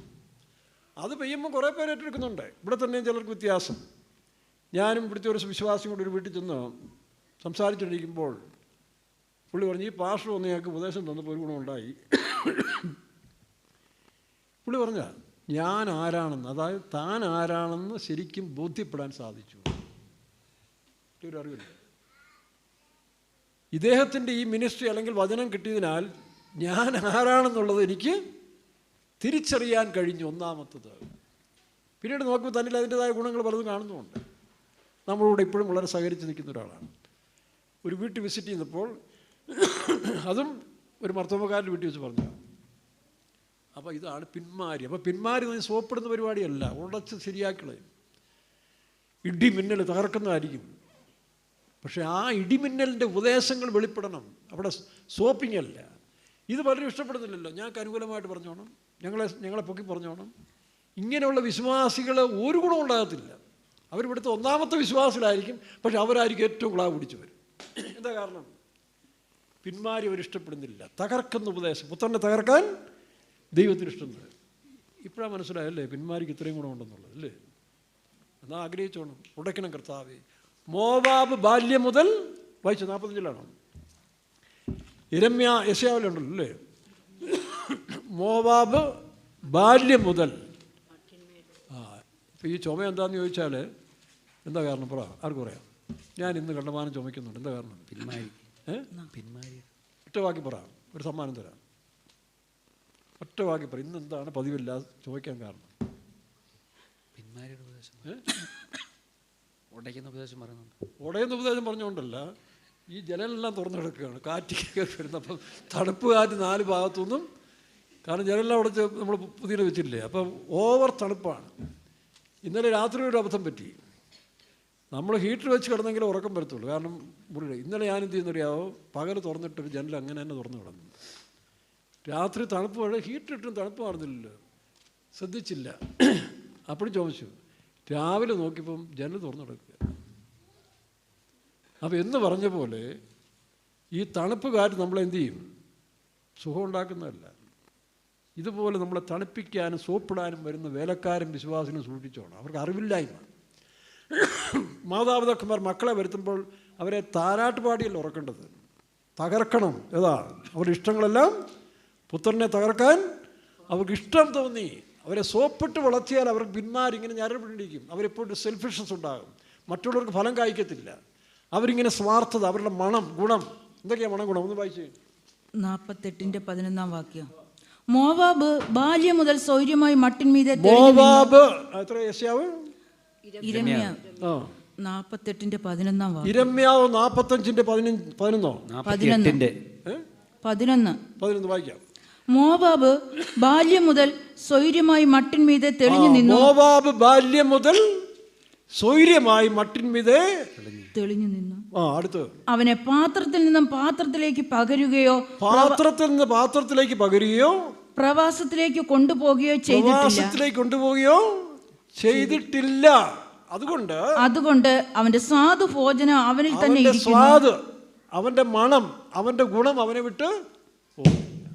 ഇതിനാണ് മനുഷ്യരെ പ്രവാസത്തിലേക്ക് വിടുന്നത്. പ്രവാസി മലയാളിക്കും ഇവിടുത്തെ മലയാളിക്കും തമ്മിൽ വ്യത്യാസമുണ്ട്. ഇതാണ് നല്ല സായിപ്പന്മാരുടെ കൂടെ ഈ അടുത്ത കാലത്തൊരു 2 പേരെന്നെ വിളിച്ചു. ഇച്ചിരി കഷ്ടമാണ്. പണ്ട് ഒരു പാകിസ്ഥാന് കീഴിലായിരുന്നു ജോലി, വലിയ കുഴപ്പമൊന്നുമില്ലായിരുന്നു. അയാൾ കുഴപ്പമില്ല. ഇപ്പോൾ തന്നെ ആ സ്ഥാനത്ത് സായിപ്പന്മാർ വന്നിരിക്കുക. ഭയങ്കര പ്രശ്നമാണ്, ഒന്നും മാനേജ് ചെയ്യാൻ ഒക്കുന്നില്ല. ഞാൻ ഒരു സായിപ്പിൻ്റെ കുഴപ്പമില്ല, സായിപ്പ് സ്ട്രെയിറ്റാണ്. അവൻ വേലയിറക്കുന്നവനല്ല, നിന്നെപ്പോലെ ഒന്നും വേലയിറക്കുന്നവരല്ല, പാകിസ്ഥാനിയെ പോലും അല്ല, മലയാളിയെ പോലും അല്ല. അവൻ്റെ കൂടെ നീ പരിചയിക്കാൻ പറഞ്ഞു. 3 മാസം കഴിയുമ്പോൾ പ്ലാൻ മാറുന്നിട്ട് നിലവാരത്തിന് വ്യത്യാസം വരുന്നു. സംഭവം അങ്ങനെ തന്നെ നടന്നു. എന്ന് പറഞ്ഞ പോലെ ഒരുമാതിരി മണുകുണപ്പന്മാരുടെ ഈ കീഴ നമ്മൾ ജോലി ചെയ്ത് പരിചയിച്ചാൽ അത് സൂചിയുടെ വേലയാണെങ്കിലും ശരി, അത് ശരിയാകത്തില്ല. ശരിയായ ട്രെയിനിങ് കൊടുക്കുന്ന വിശുദ്ധന്മാരുടെ കീഴിൽ ആ ഭാഗ്യം എനിക്ക് കുറച്ച് കിട്ടി. പാസ്റ്റർ SB അണസ്റ്റ്, പാസ്റ്റർ KC ഓറീസ്, അങ്ങനെ ചില pastor MG Abraham, already military ഓഫീസറായിരുന്നു, മിലിറ്ററി ഇതായിരുന്നു. ഒരു ദാക്ഷിണ്യവുമില്ല.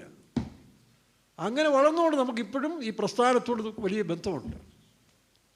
നമ്മൾ ചോദിക്കുന്നതൊക്കെ തരാനും ഇഷ്ടം പോലെ നടത്തി കഴിഞ്ഞാൽ അവൻ പഴച്ചു പോകും. അതാണ് പലരും ഇഷ്ടം. അതുകൊണ്ടാണ് ഈ വേലക്കാർക്ക് ശരിക്കും രുചിയില്ല. കാരണം അവരുടെ ഗുണവും മണവും മാറുന്നില്ല. ഏത് സമുദായത്തിൽ നിന്ന് വന്നിരിക്കുന്നു, ഏത് ജാതിയിൽ നിന്ന് വന്നിരിക്കുന്നു, അതുകൊണ്ട് വിട്ടുപോകുന്നില്ല.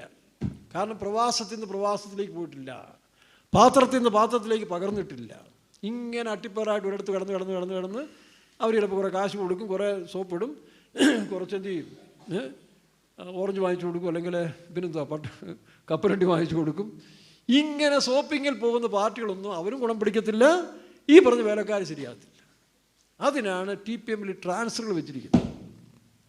പണ്ട് ഞാൻ പറഞ്ഞില്ല, പാസ്റ്റർ AC തോമാച്ചാൻ്റെ കാലത്ത് തിരുവല്ലയിൽ 2 അമ്മച്ചിമാർ തോമാച്ചാൻ എല്ലാവരെയും മാറ്റാൻ പോകുന്നു പറഞ്ഞപ്പം പാസ്റ്റർ MT പറഞ്ഞ കേട്ടോ, ഈ അമ്മച്ചിമാർ കരഞ്ഞുകൊണ്ട് തിരുവല്ലയിൽ തന്നെ ജനിച്ച് തിരുവല്ലയിൽ തന്നെ വളർന്ന് തിരുവല്ലയിൽ തന്നെ സുവിശേഷം വരുന്ന 2 അമ്മച്ചിമാർ, ആ ചായ ഞങ്ങളെ ഇവിടുന്ന് അധികം ദൂരത്തേക്ക് വിടല്ലേ.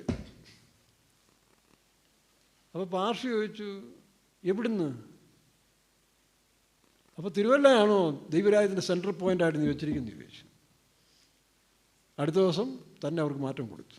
ഒന്നുകിൽ ശരിപ്പെടണം, അല്ലെങ്കിൽ അതോടെ ഇങ്ങനെ ക്ലാവ് പിടിച്ച് ഇതിനകത്ത് കഴിയുന്നവ വേലക്കാരും വിശ്വാസികളാണ് പല തൊന്തരകളുണ്ടാക്കുന്നത്.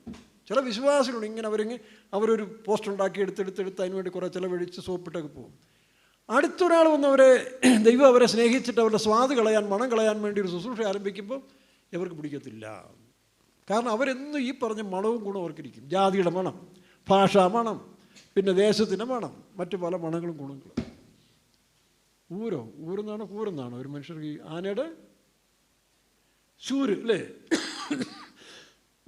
ആന കാട്ടിക്കൂടെ പോകുമ്പോൾ ചിലർ ആ മണം പിടിക്കും എന്ന് പറഞ്ഞ പോലെ ചില ജോലി ചെയ്യുന്നവർക്ക് അതിൻ്റെതായ ചില മണമുണ്ട്.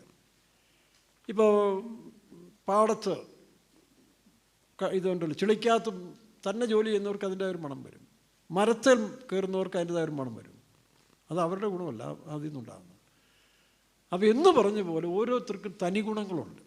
അതെല്ലാം മാറണമെങ്കിൽ ഈ പെന്തിക്കോസ് മിഷൻ്റെ പോലെ ഒരു നടത്തിപ്പിൽ കൂടെ പോകണം. അതാണ് മറ്റു പെന്തിക്കോസുകാർക്ക് ഇഷ്ടമില്ലാത്തത്. കാരണം ഇത് അടിമത്തമാണെന്നാണ്. ഇത് അടിമത്തമല്ല, നമ്മുടെ മണത്തെയും ഗുണത്തെയും കളയാൻ വേണ്ടിയാണ്. ഇനി ഒരു പക്ഷേ നിങ്ങളെ എല്ലായിടത്തും ട്രാൻസ്ഫർ ആക്കാനൊക്കെ പോകും. പറ, സഭക്കാരെ കൊണ്ട് ട്രാൻസ്ഫർ ആക്കാനോ? ഇസ്രായേൽ ജനം അന്ന് മരുഭൂമിയിൽ മോശയുടെ കീഴിൽ 40 ലക്ഷം പേരായിട്ട് വന്നെന്നാണ് പറഞ്ഞു. 20 ലക്ഷം.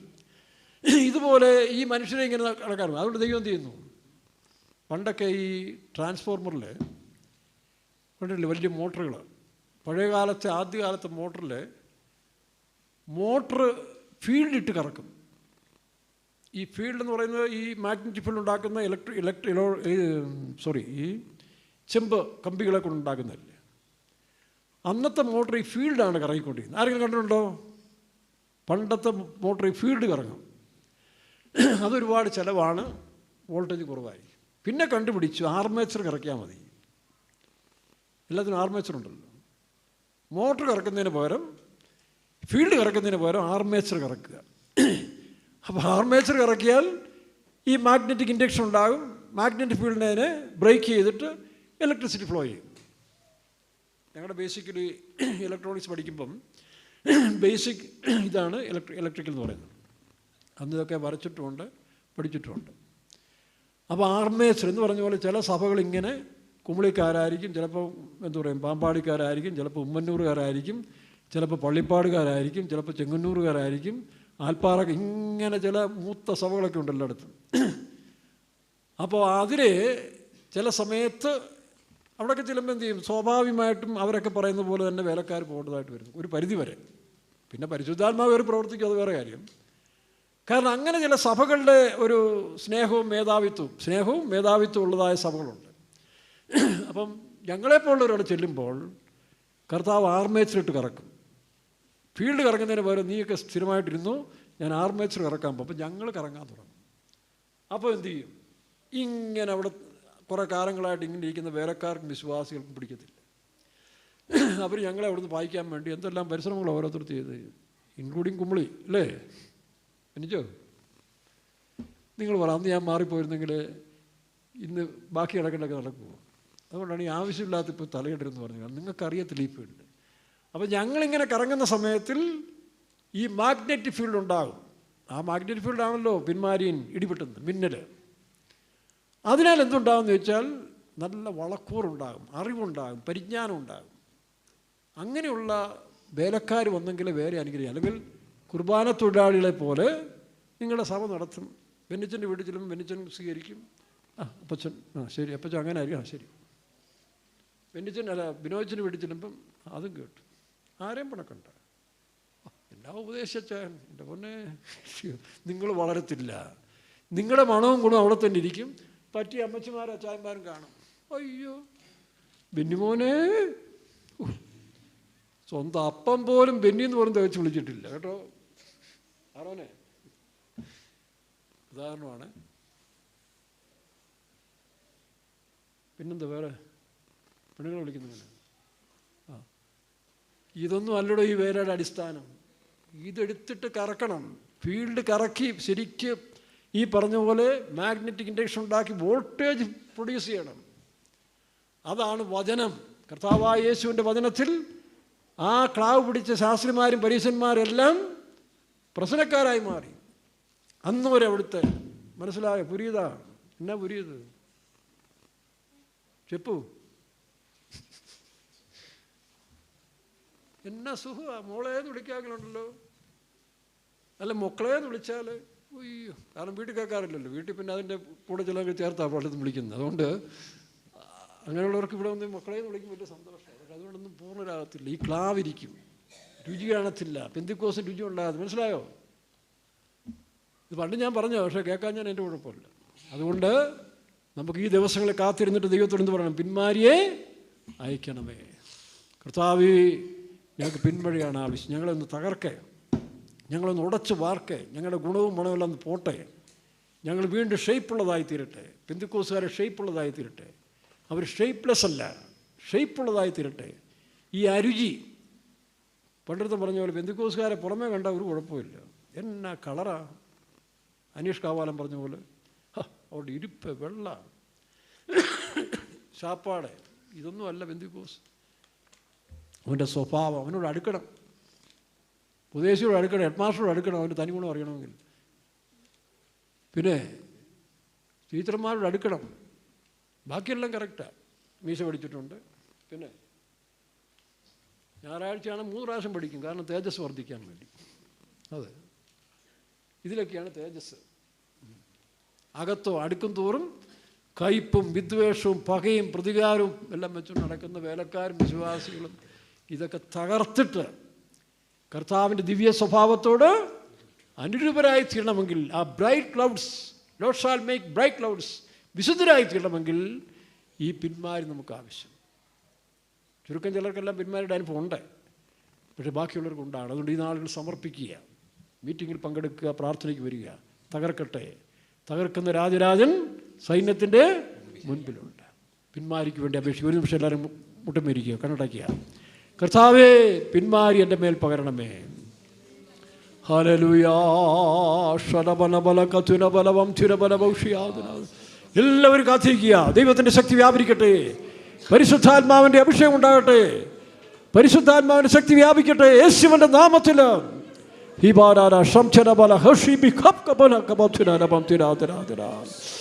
വീണാദാം ദാവീദിൻ കൂടാരത്തെ വീണ്ടും പണിയുമെന്ന്, വീണാദാം ദാവീദിൻ കൂടാരത്തെ വീണ്ടും പണിയുമെന്ന് അരുളിയ നിന്തിരുവചനം പോലെ ഒരുക്കേണം തിരുസഭയെ. അരുളിയ നിന്തിരുവചനം പോലെ ഉണർത്തേണം തിരുസഭയെ. വീണാദാം ദാവീദിൻ കൂടാരത്തെ ആത്മശക്തി വ്യാപരിക്കട്ടെ.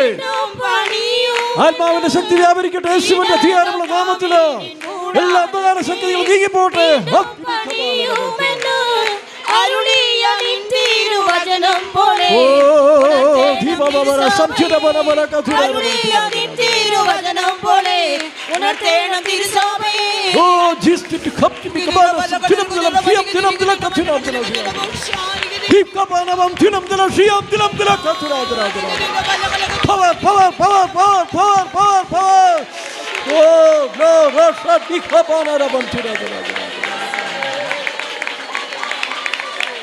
Hallelujah, hallelujah, hallelujah, hallelujah.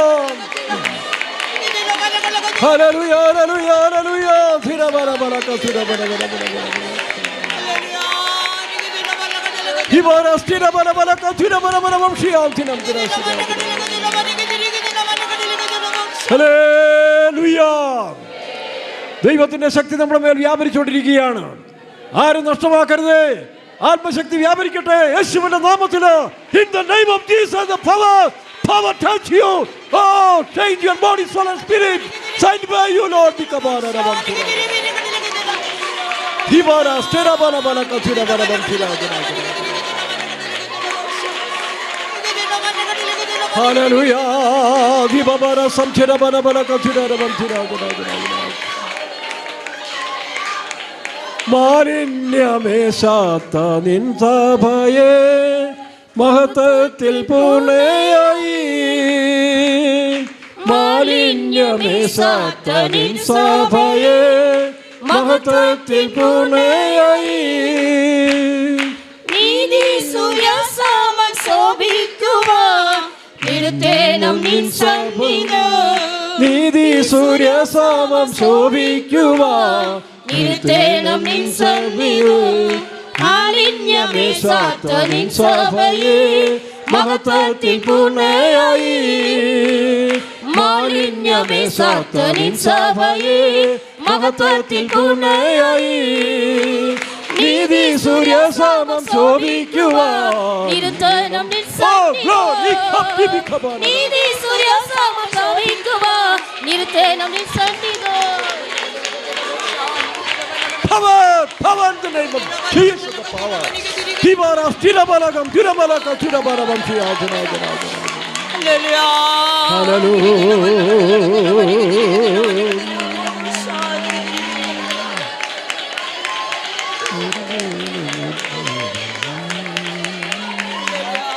Amen.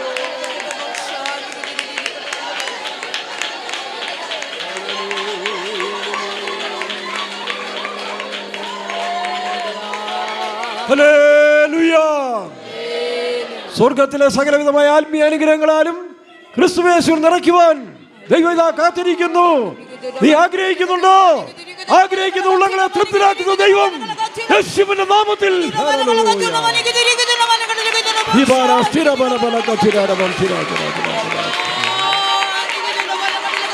Hallelujah, hallelujah,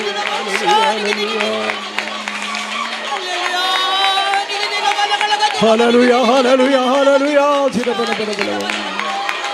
hallelujah. അരുളേണം ആത്മാവിനനുഗ്രഹങ്ങൾ പിന്മഴയായി ഞങ്ങളിൽ. അരുളേണം ആത്മാവിനനുഗ്രഹങ്ങൾ പിന്മഴയായി ഞങ്ങളിൽ.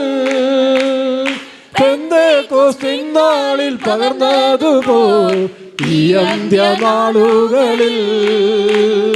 പെന്തേക്കോസ്തിൻ നാളിൽ പകർന്നതുപോൽ ഈ അന്ത്യനാളുകളിൽ. അരുളേണം ആത്മാവിനനുഗ്രഹങ്ങൾ പിന്മഴയായി ഞങ്ങളിൽ. അരുളേണം ആത്മാവിനനുഗ്രഹങ്ങൾ പിന്മഴയായി ഞങ്ങളിൽ. അരുളേണം ആത്മാവിനനുഗ്രഹങ്ങൾ. Yes yes yes yes Lord. ബിഖബറബറ സംതിരാഗരാഗ ഭവസിബകബറബം തിരാഗരാഗ ഇഷാരബറബറ കതിരബറബം തിരബറബം തിരാഗരാഗ. ഹല്ലേലൂയ.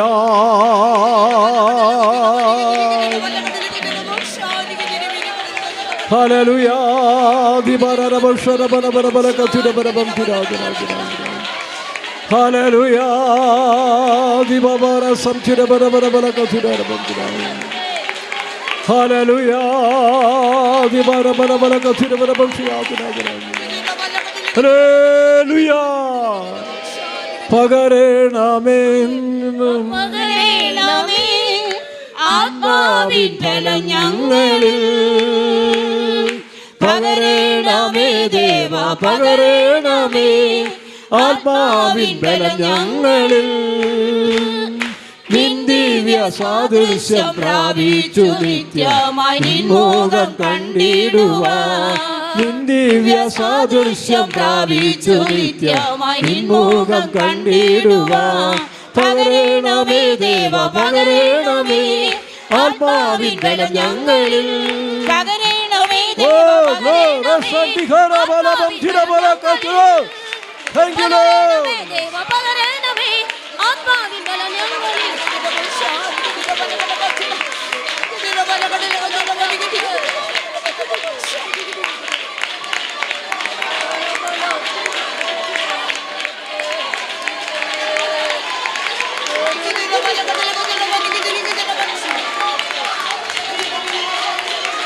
Hallelujah, hallelujah. പ്രാർത്ഥിക്കുക.